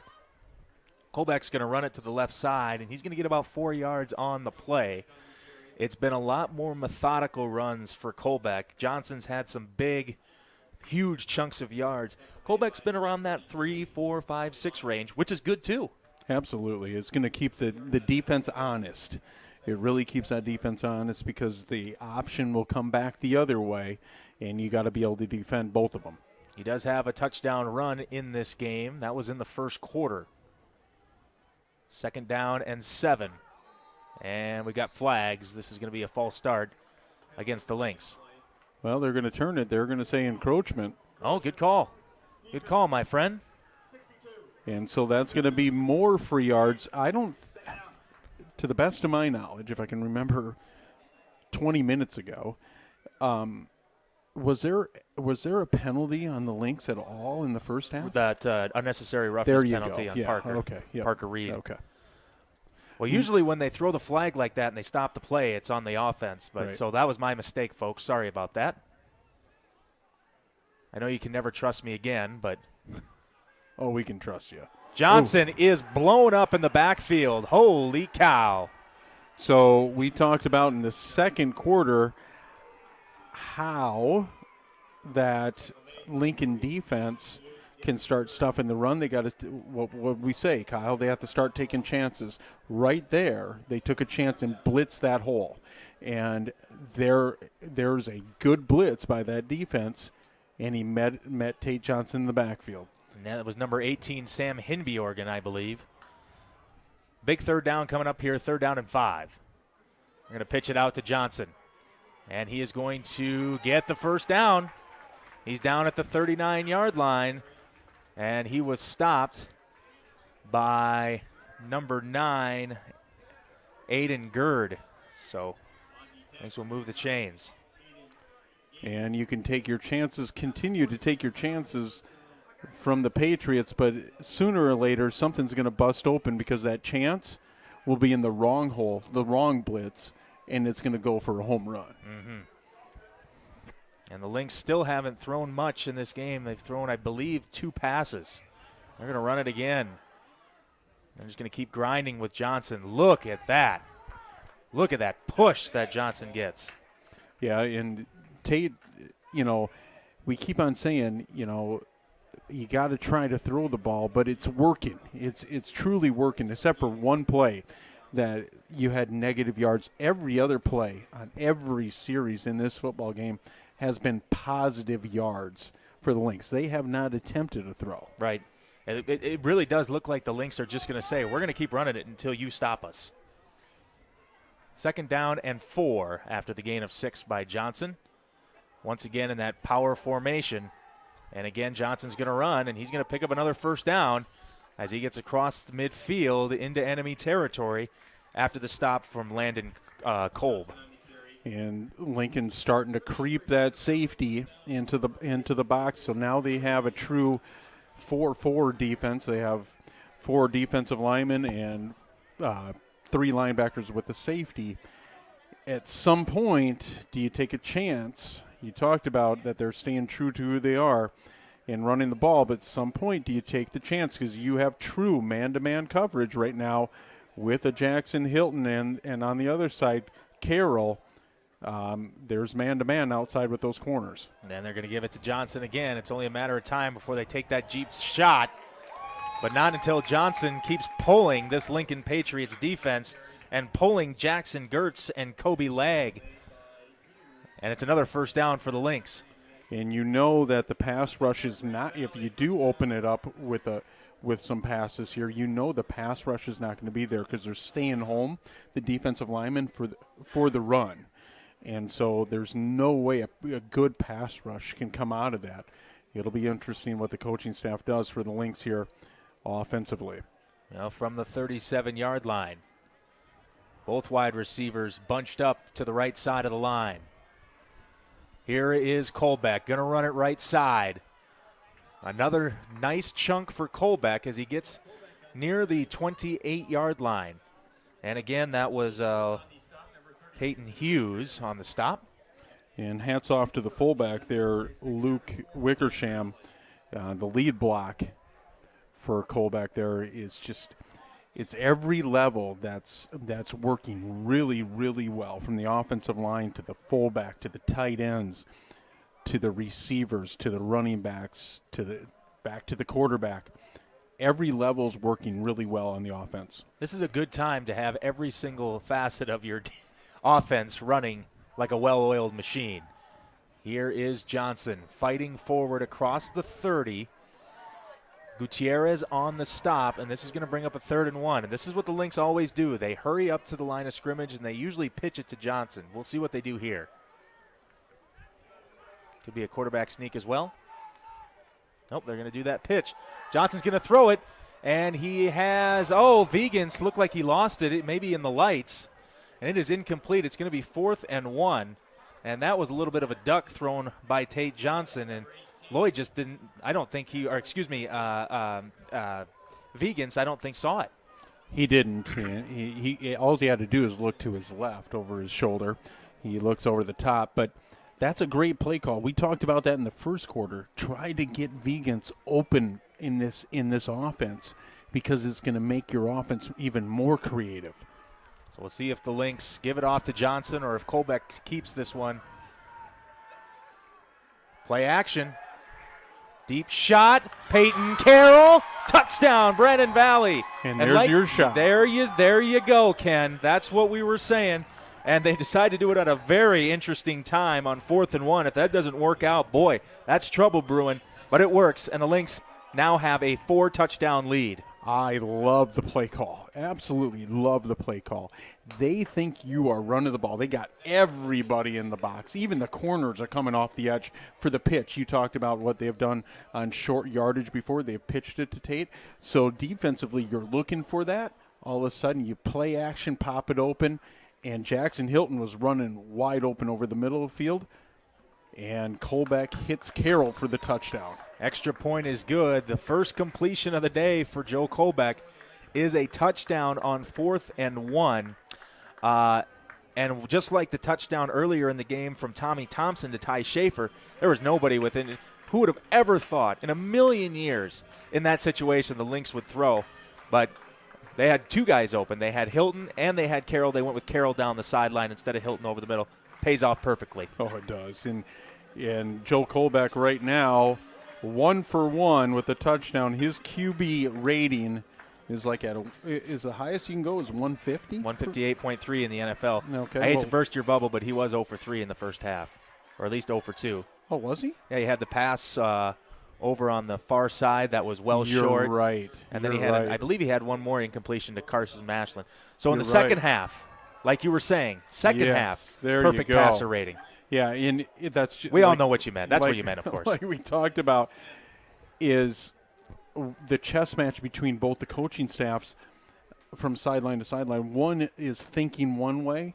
The other one's going to absolutely do completely out of their skin what you shouldn't do on 4th and 1, and they do it. Yep, exactly. And this Lynx team always keeps you guessing. They've taken, deep shots in the first play of the game and then will barely throw the rest of the game. They'll, do a double reverse. We saw one of those today. And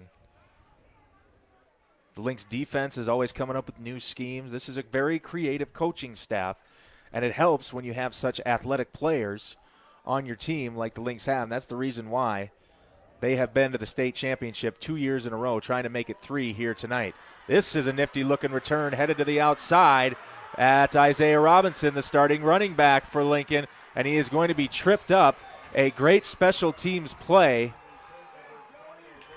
by number 2, Joey Nemec, and we have a Lynx player down on the field, so we will check that out. But a monster gain on the kickoff by Isaiah Robinson is going to put Lincoln in business, down by 4 touchdowns. And special teams comes to play all of a sudden in this football game as Lincoln in the first quarter, actually the first kickoff of the game, they try an onside kick. It doesn't work, but this return does work in the second half. And we have a player down for the Lynx. I'm trying to look to the sideline. I seen an 8 on the jersey, and we'll see who's down for the Lynx. But we'll go over our sponsors. The Lynx TV anchor sponsors are Avera Medical Group, McGreevy, Brandon, Sanford Clinic Family Medicine in Brandon, Service First Federal Credit Union, and Sanford Orthopedics. So the player that was on the ground for the Lynx is the player that just caught the touchdown from Joel Colbeck. That's Peyton Carroll. Looks like he's all right, thankfully. And I'm sorry, I misspoke earlier, by the way. Extra point was no good, so it is 41-14. We got a tough angle over here. We can't always tell if it goes through the uprights or not. We should probably just look at the referees next time. So our apologies for that. I guess I shouldn't say our apologies. It's my bad. It's not your fault. I'm not gonna drag you into this. Hey, we're a team. All right. Well, fine. It is your fault. First down handoff here as to the guy who just had the big return. That's Isaiah Robinson, number 20. He's had a pretty decent day on the ground so far. He gets to the 20-yard line. When he's gotten his opportunities, he's made the most of them. He had a couple good runs, and you talked about the kickoff return also. He's got some speed. Second down and 5. Thompson. Lincoln's got to score, and they got to score a lot, and they got to do it quickly. They just throw it away incomplete. The flag is down. This is going to be a late hit, I think. Not quite sure what happened at the end of that play as it went to the sideline, but. And Tommy Thompson, number 6, the quarterback for Lincoln, doesn't like it, but he is holding his right shoulder. He's not pleased. And no, actually, it's not a late hit. I was right the first time. I should have went with my gut. They're saying it's intentional grounding. Thompson and Logan Needles are arguing that there was a wide receiver in the vicinity, but to no avail. I didn't see one, and that doesn't matter when you're outside the box. So when you're outside the box in high school, you still have to have a receiver within the vicinity. It's not like the NFL where you can just toss it out after you're outside the tackle. We call that the pocket, right? The pocket. And now Tommy Thompson's talking to the referee. And it'll be 3rd down and 17 from the 33. Here's Thompson. He's got to get a big chunk here. He's hit as he threw. Pass is caught short of the line to gain. Pass was caught by Ty Schaefer, and we've got another flag on the play. It's going to be, I believe, a late hit on Jordan Johnson, number 28 for the Lynx, and Thompson does not like it. They're playing football, okay? And at the end of the day, even if he was late or not, it's still two teams being ultra aggressive. Mm-hmm. Yeah, and I was looking at the receiver, so I did not see the hit. And that is unnecessary roughness on Johnson. You were right. And that's a big, 3rd and 17. That is a big pickup for the Patriots. And how does your defense perform inside? They call it the red zone. And the last time the Patriots offense was in the red zone, the Lynx defense came up huge. Let's see if they can repeat that. So it's going to be first and goal. Boy, they were all the way back at the 33-yard line, and now they have first and goal from the 10. Thompson to the end zone. Too tall, incomplete, intended for Luke Smith. Now we've got another flag. Yeah, they're going to complain again. And number 58, Ethan Rogic for Lincoln is down. So now we'll check the flag again.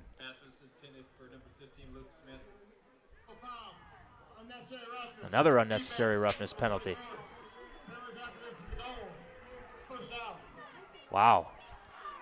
Interesting calls that are going on in this football field, and things are getting chippy as well. They are, and that's, there's a lot of seniors on this field right now that want to win this game. I mean, the whole team wants to win this game, but potentially the last game of their career in high school. Yep. And they're going to lay it all on the line, and that's what's happening out here. So the Lynx are up by 27, but they're giving Lincoln an opportunity to try to get back in this thing. Thompson's going to run it. He's going nowhere. He was stopped behind the line of scrimmage by Dominic Tucker. And both of these teams are getting very animated on the field, not necessarily talking smack to each other, but I think these penalties really riled up both sides. And they have, and there's been some really good hitting on this football field, and even though they're called late hits, I mean, it's just they're playing really good football, both teams. Yeah, and I don't think the Brandon Valley coaches were very happy about that last call. Pass to the outside is caught. Broken tackle. Big hit. Down at the 1-yard line. I believe that's Ty Schaefer. They're going to spot it at the 1. And it's going to be third and goal from the 1 here. Lynx got to stop on a goal line stand. Can they do it again? Trouble with the snap. It's a fumble. Lynx ball. That's a fumble. Well, they're going to call it down. And they're going to say it was recovered by Lincoln. Fourth and goal coming up. Fourth and goal. Wow. Again.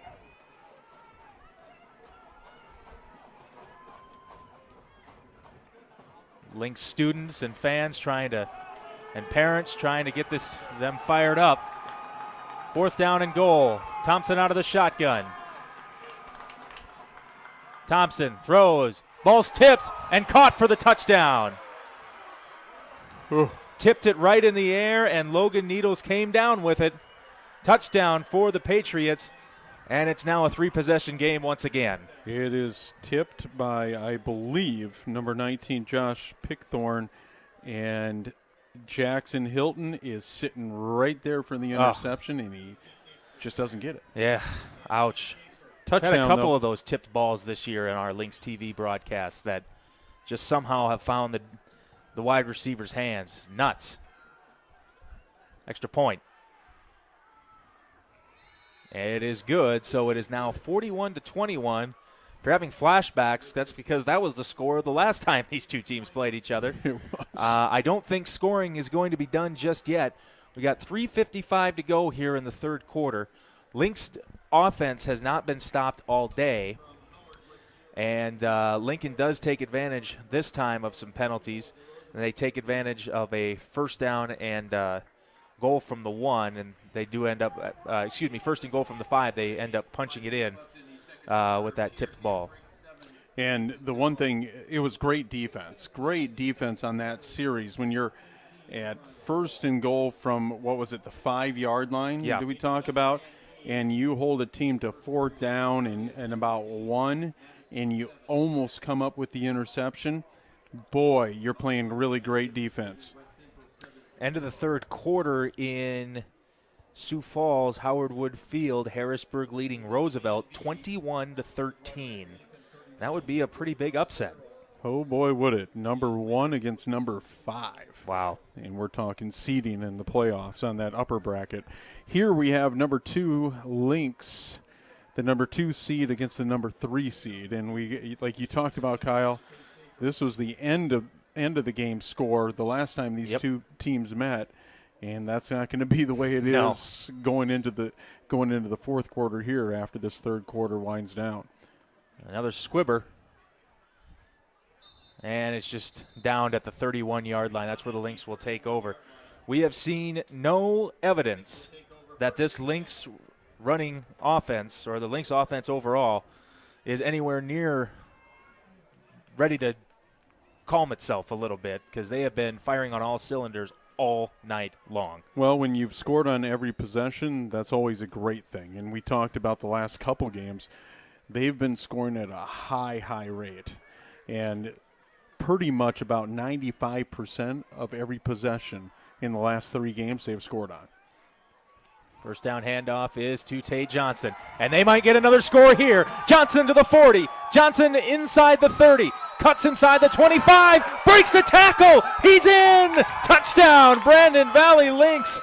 69-yard touchdown by Tate Johnson. That was the best of Johnson right there. Holy cow. It was, and he wasn't touched throughout that whole run. He was not touched. He wasn't touched at the first level, second level, or even the third level. He just wasn't touched, and hats off to the offensive line, and then Tate Johnson just goes to work. A methodical drive for Lincoln gets them what they think back into the game. And a deflator. One play, 69 yards, and the Lynx are back up by 4 scores. Extra point. Brummel's missed last time. He is true here. That was, I think, Tate Johnson's best right there. It was. They call it the jump step. You see where he jump stepped out to the outside? Yep. That defender was locked in to take him by the legs, and he just jump stepped that. Wasn't even touched by that defender. And, boy, the running game is on full cylinders tonight. You're seeing it as Joel Colbeck has a touchdown pass also, but it's really been a lot of the Tate Johnson show. How many touchdowns does he have tonight, Kyle? 5. And so you talked about how Tate Johnson's the best running back in 11 AAA and probably in the state of South Dakota. I know the Brookings running back that's pretty tremendous in 11 AA would try to argue that, but Tate Johnson's truly, in our eyes, the best running back in the state. But that offensive line's got to be the best offensive line in the state. And I think that James Schrenk, the offensive coordinator for Augustana University, is licking his chops knowing that Tate Johnson is going to be on his team next year. Absolutely. Wow. He's got 2 of our best running backs. He will next year. He'll have Braden Peterson and Tate Johnson. Yep. And I think this kick is going out of bounds. Second time we've had a kick go out of bounds for the Lynx tonight. That hurts. And so it'll give Lincoln good field position to start off with. Lincoln really has to step up that offense. They were pretty efficient last drive. They were helped by about 30 yards of penalties, though. So if the Lynx can clean those penalties up here, we'll see if that Lincoln offense can still stay on high cylinder. And you really don't have time for long 10-play drives here. You got to score, and you got to score fast. Pass to the outside is caught by Robinson, and he's going to get to about the 44-yard line, just a yard shy of the first down. But Lincoln's got to score. But all the Lynx are going to do is run the ball, and they've done so efficiently so far when they get the ball back. So Lincoln's kind of stuck between a rock and a hard place here, but we'll see if they can get back in the game. Here's a handoff right side to Robinson. Good run into Brandon Valley territory down to the 45. And like you talked about, Kyle Robinson, when he's given the opportunity, he's gained some big chunks of yards, and that's another one there. The Lynx defense is bringing a 5-man line still. We'll see if they stay in that. Play fake. Thompson, more pressure. He's just going to run it. And he goes out of bounds near the 40. So maybe 4 or 5 yards on the play. They're going to give him 5. It was a good run for Thompson, who kind of been running for his life at times back there. Well, and the one thing is when you're flushing that quarterback from the defensive tackles positions. That defense, that outside defensive end has to contain, those outsides. He has to stay home, and there they did it. Robinson run this time is going nowhere. And he was stopped by Nemec. 2 big plays from Nemec so far in this game. It's going to be spotted at the 41. It's going to be 3rd and 6. They lose a yard there.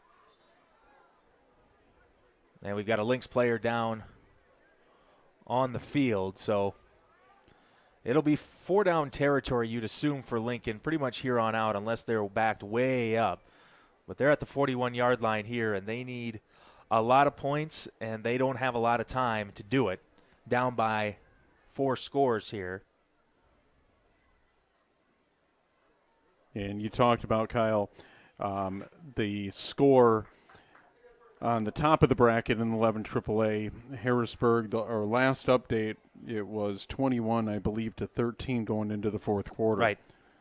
And our founding sponsors for Lynx TV are Alliance Communications, Brandon Lumber Company, Brandon Ace Hardware, Brandon Pharmacy, American Family Insurance, Josh Koob Agency Incorporated, Heartland Funeral Home and Cremation Services, Sunshine Food Store, and today's Family Dentistry.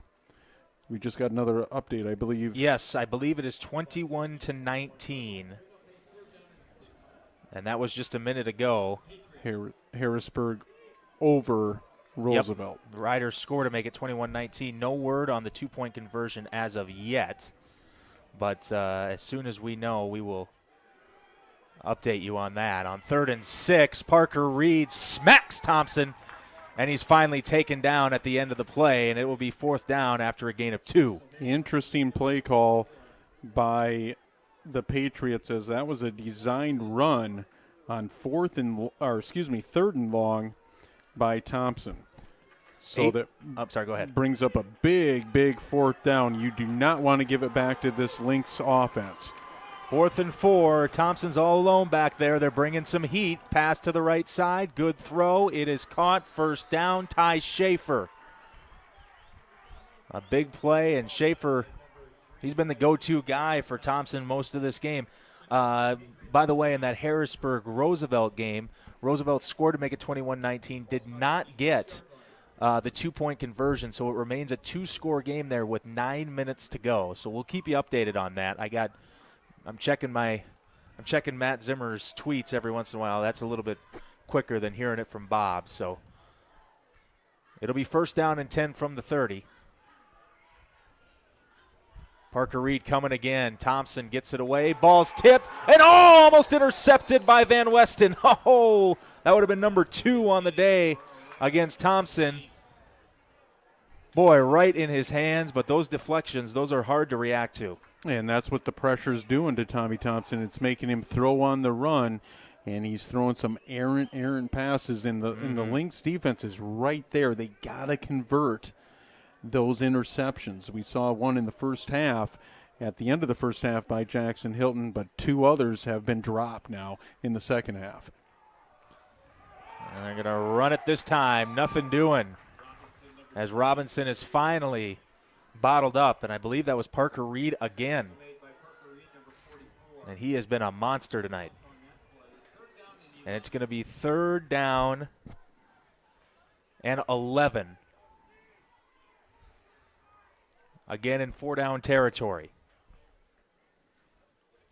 3 wide receivers at the bottom of your screen. Nearest to the sideline, Logan Needles. The tight end, number 15, Luke Smith, in the middle. And in the that's Ty Schaefer now in motion. Thompson throws it, caught. No chance as he was stopped by Vegans.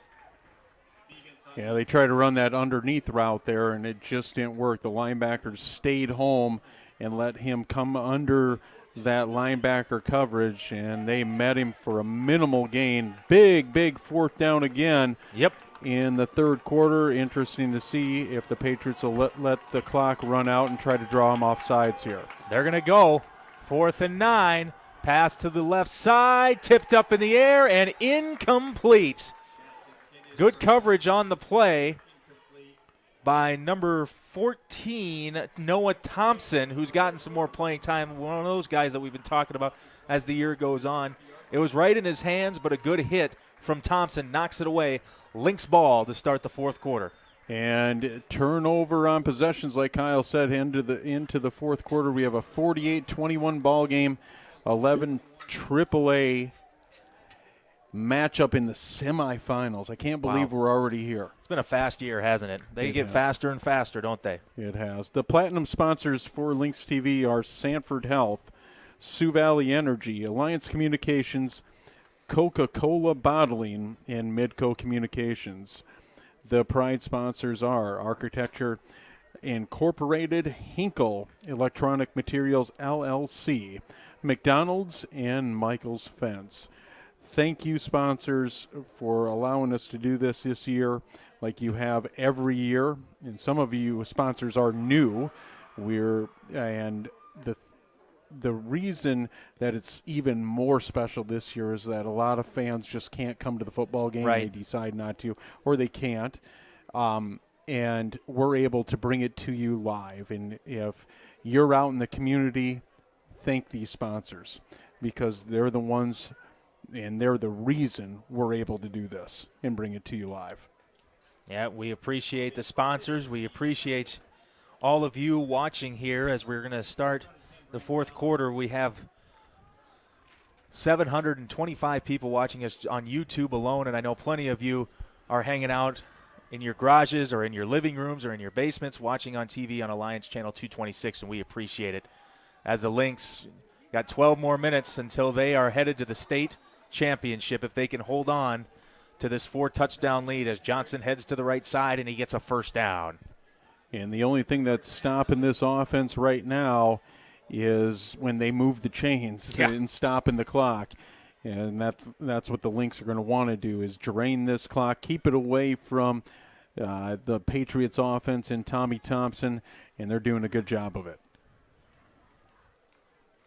One pass completion this entire game. It went for a touchdown.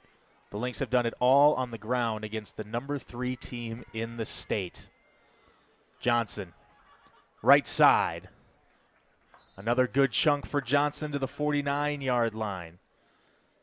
Now, honestly, it helps the Lynx to maybe run the ball here and maybe not get a first down on that very first down play. You know, just trying to keep that clock moving as much as it possibly can.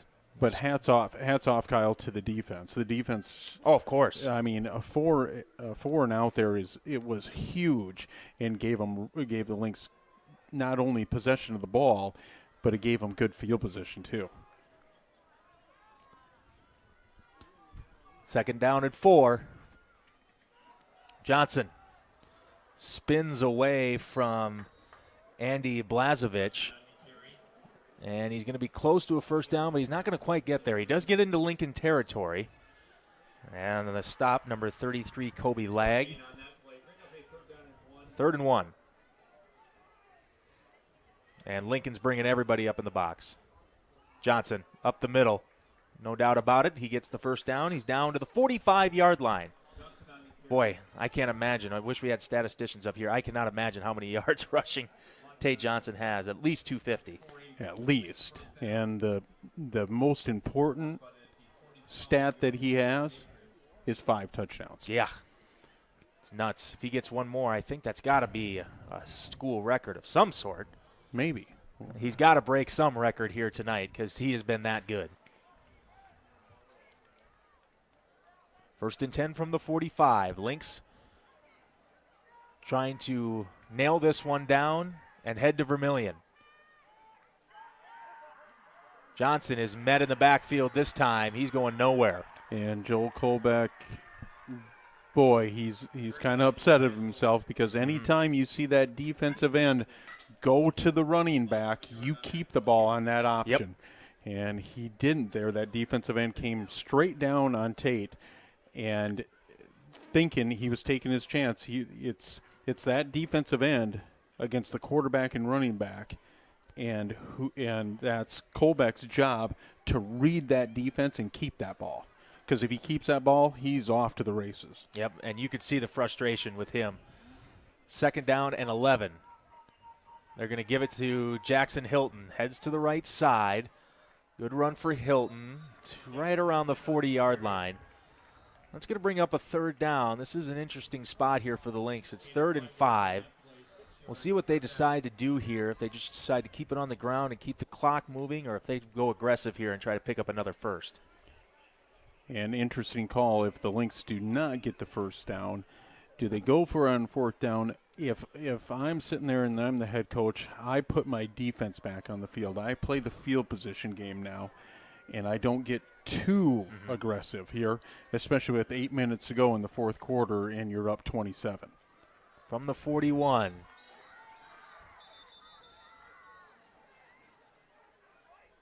Got a whistle here. And Brandon Valley is going to take their first timeout. And that's another thing you don't want to do is you do not want to stop this clock at any point. You want to keep that clock churning, and so that's a timeout with the Lynx. Defensively for the Patriots, what do you do? I mean, really, to be honest with you, it was a miscue by the quarterback and running back in the backfield, not the quarterback not making the right read on the option. That has really stalled your offense and brought a 3rd down to this package right now, or this drive. Yep. And so we just talked about what call does Coach Garrow make that I can guarantee that's in his mind right now is, and that's what good head coaches do. They always try to think about the next play. Okay. Right. And so, and what decision they're going to make. Like I said, to me, and you're probably thinking the same thing, Kyle, is play the field position game right now.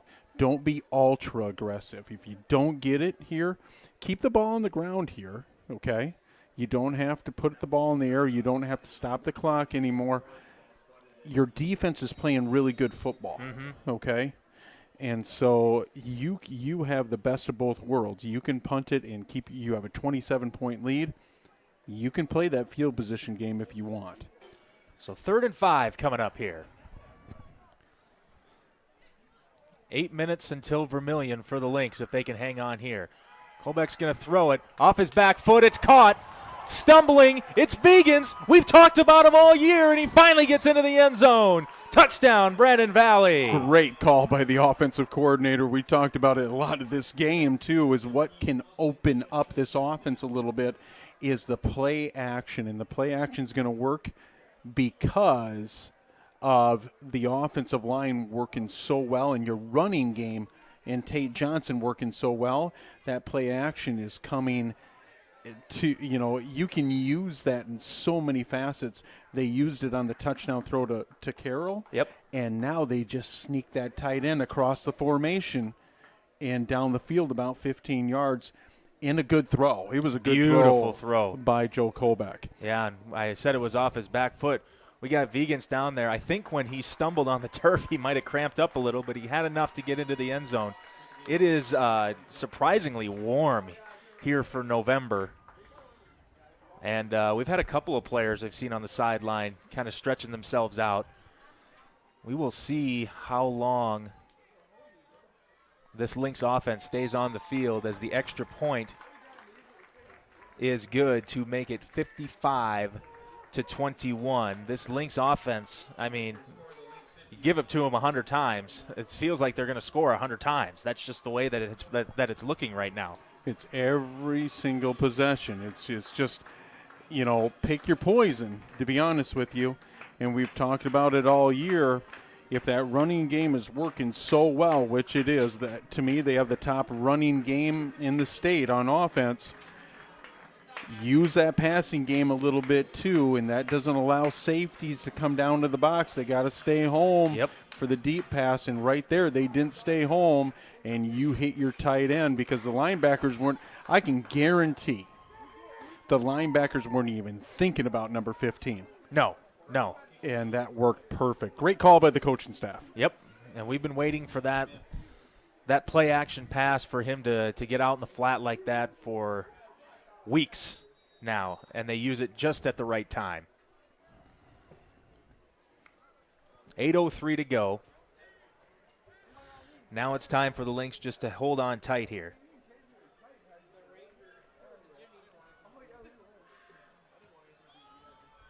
Good kick. Pretty deep. And Jack Smith gets his paws on it, but it is going to be a touchback. So with 8 minutes to go here, the Lynx are close to finishing this thing off. Up by 34. And they will, and there's still a lot of time in this football game. Yep. Okay. And still, there's a lot of opportunities in this football game, defensively, offensively. What are you going to bring to the table? We may see some substitution coming from the Lynx here shortly, but still, play Lynx defense here and keep them out of the end zone. And the Tigers of Harrisburg just turned the ball over on downs, giving Roosevelt the ball back as we're winding down in that game at Howard Wood Field. On first down, it's a handoff to Angel Jersky. And it's a gain of 4 on that play. You'd think that Lincoln would probably start to try and stretch the field a little bit. We have not seen that yet.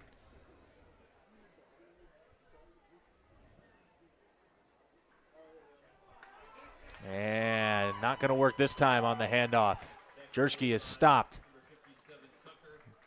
And we've called his name a couple times. Dominic Tucker has had a couple of TFLs tonight, tackles for loss. Yeah, that defensive tackle, they're playing really well. You've seen a lot of pressure from the defensive tackle positions tonight. That's why Thompson has to run for his life to the outside a lot tonight. That's where a lot of the pressure is coming from.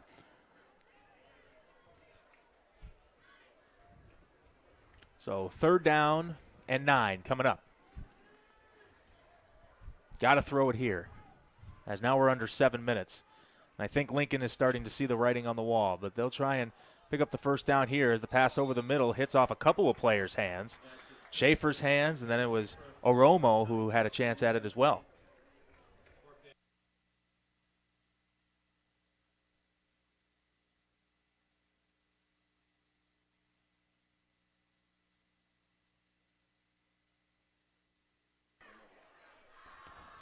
So it's going to be 4th down and 9.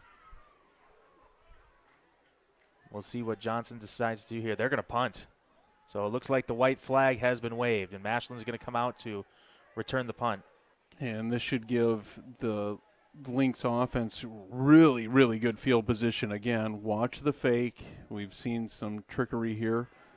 Well, it's a bad snap. They do get it away. It's actually a pretty good punt for having it slip out of their hands, but this is going to be in Lincoln territory at the 42. And you're going to see the second string offense, I think, come out to the game. I think you're going to see Slack come in at quarterback. I know the offensive line has shuffled now in the running back position. Yeah, it'll be interesting to see who they decide to go with next year between Matt Brown and Lucas Slack, but yeah, with 6:38 to go, Brandon Valley's going to rest up for a big matchup in the state championship. And whether they will play Roosevelt or Harrisburg, we will soon find out. Lucas Slack in at quarterback. They're going to hand it off here to the 40-yard line. I believe that's that's Peyton Egan, number 34, who we've talked about a lot. They are really excited about Egan, this sophomore. He has got some moves. I think he's the next running back in the waiting, as Tate Johnson's a senior. He will be moving on, like you said, to Augustana, so you got to find that next stout running back. He went from Braden Peterson to with Jesse Steffel and Tate Johnson. So you've had a host of good running backs. 2nd down and 8. They're going to give it to Egan again. Heads to the left side, and he's smacked right near the original line of scrimmage at the 42-yard line. It's a little bit of a disadvantage. You get those younger kids, those guys that are going to be playing for you in your future, playing against the number 3 team in the state, their defense. And they know you're going to run the ball. That is tough. It is, but playing time in playoffs is super valuable. It gives them a lot of experience, and you're going to count on these guys. Hopefully you don't have to count on them a lot coming into next game, but you're going to really have to count on them in years to come. Handoff to the left side. That time it is number 39, Ryan Vest, and he is a junior, so we'll see him probably getting some carries next season. And it's going to be 4th down, and the Lynx are going to go for it. They're going to drain this clock as much as they can. It's under 5. Brandon Valley will play the winner of Harrisburg versus Roosevelt, and that's back in Vermillion, correct? I believe it is. 3 minutes and 3 seconds to go. Harrisburg has the ball at the Roosevelt 15. Lucas Slack throws. And what are they going to say here? They're going to say it is incomplete on the sideline. So the Lynx defense will come back out onto the field. Tigers looking for the knockout punch at the Ryder 15-yard line with 3 minutes to go. So they have a nail biter there. Yes. Here we have a Lynx really, really dominating a lot of this football game from the get-go, even though that Lincoln came out and scored right away. They were the only lead that Lincoln's was on their first drive, the first couple minutes of the football game. Yeah. And it's actually number 6. Oh, excuse me. Yeah, it is Tommy Thompson still out there. He's going to run it to the left side, and I think he gave it off on the option play. It was actually in that Harrisburg-Roosevelt game. It was an Ashley interception. Ashley, the quarterback for Roosevelt, threw an interception as they were trying to march down the field. So a crazy ending going on there. We'll see if Harrisburg can hang on. The Lynx defeated Harrisburg 63-27 earlier this season. Handoff to the left side, and it appears to me that both teams have kind of waved the white flag here, and they're just going to let the time run out on this one. And it's really hard for the seniors on that other side of the football field, and the Patriots, hats off to them. They had a really good season. They went 5-3 in the regular season, and they won a nail biter last week, and it's a different story this week, but hats off to them. They've had a great season. 3rd down from the 46, pass over the middle. It is caught. Ty Schaefer, he's going to move the sticks for a 1st down, 3:15 to go. Well, Ken, this is always emotional. I mean, we'll be back for basketball season, but this is our last one of the year, huh? This is our last one, and we want to thank all of you folks and the struggles that are happening in this world, with everything that's the pandemic and everything like that. We want to thank you for tuning in to us all season as a big completion happens from Thompson to his number 1 target tonight, number 2. Yeah, Logan Needles. But we want to thank you for tuning in to us. It's been a joy, and we hopefully will be bringing you basketball games in the future here. It's looking like they'll have a season. And so, again, everybody needs to stay safe out there, as we try to too, and it's just been a pleasure, and hopefully the Lynx come home with a big 11 AAA title, state title this year down in Vermillion, and that's what There's a lot of uncertainty in this world right now, but there's always one certainty. Ken and I will be here on Friday nights. That is true, and we enjoy it, and we hope you enjoy it. 2nd down and 4. 2 minutes to go here. Neither team using their timeouts. Thompson's in a lot of trouble. Throws into the end zone, and the pass is caught for a touchdown by Luke Smith. So right at the end of the game, Lincoln gets into the end zone one last time to make it 55-28. We're hoping that the Harrisburg-Roosevelt game gets done before our broadcast ends. So we're keeping track on that. Tigers have a 4th and 1 from the 10-yard line. And it sounds like in Howard Wood it's very gusty. So they will probably go for it here. Extra point coming up. Xavier Sullivan to kick this one, and he got it. So a minute 54 to go in this football game. Your Lynx, boy, has it just been a pleasure these last few seasons. It's been a pleasure every season. This might be the best team yet. We talked about that, coming into the playoffs, that what we've seen in the last few years, this is the most complete team I've seen. Offensively, defensively, we have a really good kicking game. The special teams has really not given up a lot of yards. We saw a score the last couple weeks from the kickoff return team. Yep. And so really they're bouncing and they're really going on all cylinders, and hats off to the coaching staff too, because under the conditions that we're in and the student athletes, the conditions that we're in today, with everything going on, is they have had to been ultra let's just say careful, okay? Yep. And that puts even more pressure on the coaching staff and the student athletes, and hats off to them because they've done a great job. Absolutely.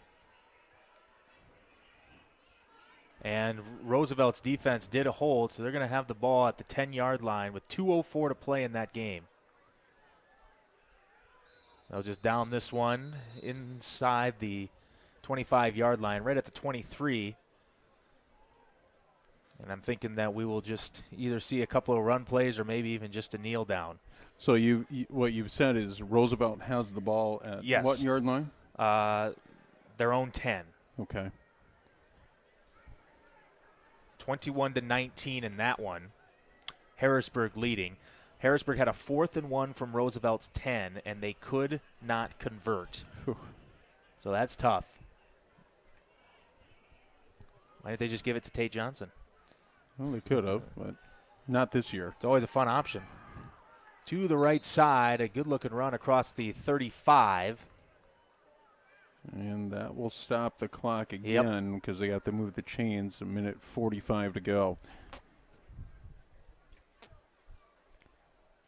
Sorry, we didn't catch who was on the run there. We apologize for that. I believe it was Egan, number 34, I believe. Okay. Well, Matt Brown is now in at quarterback. Clock dwindles to under a minute and a half. In motion was number 49, Vandenberg. Handoff. Good-looking run to the 40. And I believe that was Egan again. And after this run, this should just about do it here. And hats off to the parents, too. The parents have a really hard, they always have a hard job, but, especially this year, too, it's just been, a different year, to say the least. And, they always say the Lynx way, and that's true about this team. I saw Tate Johnson earlier, and I didn't mention it, but he got tackled by number 33 from the Kobe Lag, the linebacker for the Patriots. And after Tate Johnson gets tackled by him, Tate Johnson goes over to him and helps him up. And so that is the Lynx way. They preach that. I know with my children, they preach it in the elementary, and they do that. They do that at the senior high too. So hats off to the Lynx. That'll do it. The Lynx are headed to their third straight state championship game. They will try to avenge last year's loss to O'Gorman, and it's a tight one. Roosevelt's driving down the field. With the winds being the way they are at Howard Wood Field, they would need a touchdown. So any way you can figure out how to find that game, please do, because that's going to be an exciting finish. They're under a minute to play. The final score, the Brandon Valley Lynx 55, Lincoln Patriots 28. The Brandon Valley Lynx are going to the state championship again. It is the third year in a row. This has been a pleasure, as it always has been, as we have said. We will see you at basketball season. For Ken McEwen, I'm Kyle Roki. Have a great weekend, everybody.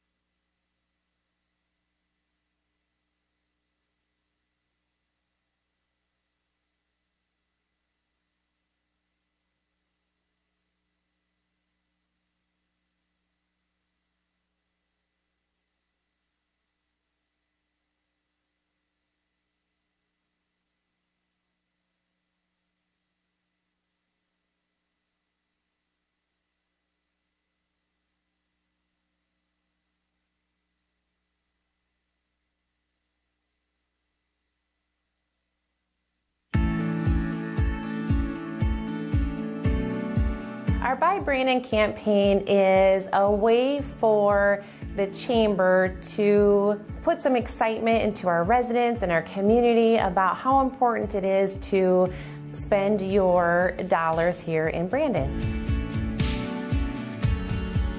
The Buy Brandon campaign is very important for the city of Brandon. Here in South Dakota, most cities rely heavily on sales tax, much more than in other states. Without sales tax, we wouldn't be able to operate. You wouldn't have people plowing your snow. You wouldn't have a police department. You wouldn't have parks or park improvements. So it is essential that people buy in town. The more you buy in town, the more local sales tax comes into our coffers, the more things that we can do to improve your quality of life in Brandon. Last year's Buy Brandon campaign went excellent. We did really good with the sales tax revenue, which now this year we get to reap the rewards of everyone buying Brandon. Sales tax revenue was a little over $3.3 million last year. It was an increase over the previous year, and we have continually increased each year.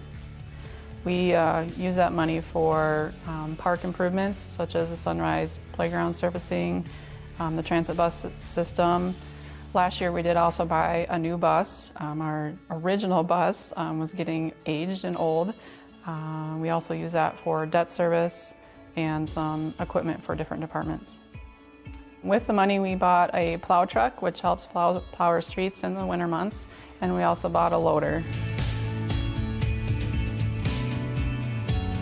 One of the upsides to closing the pool this summer is we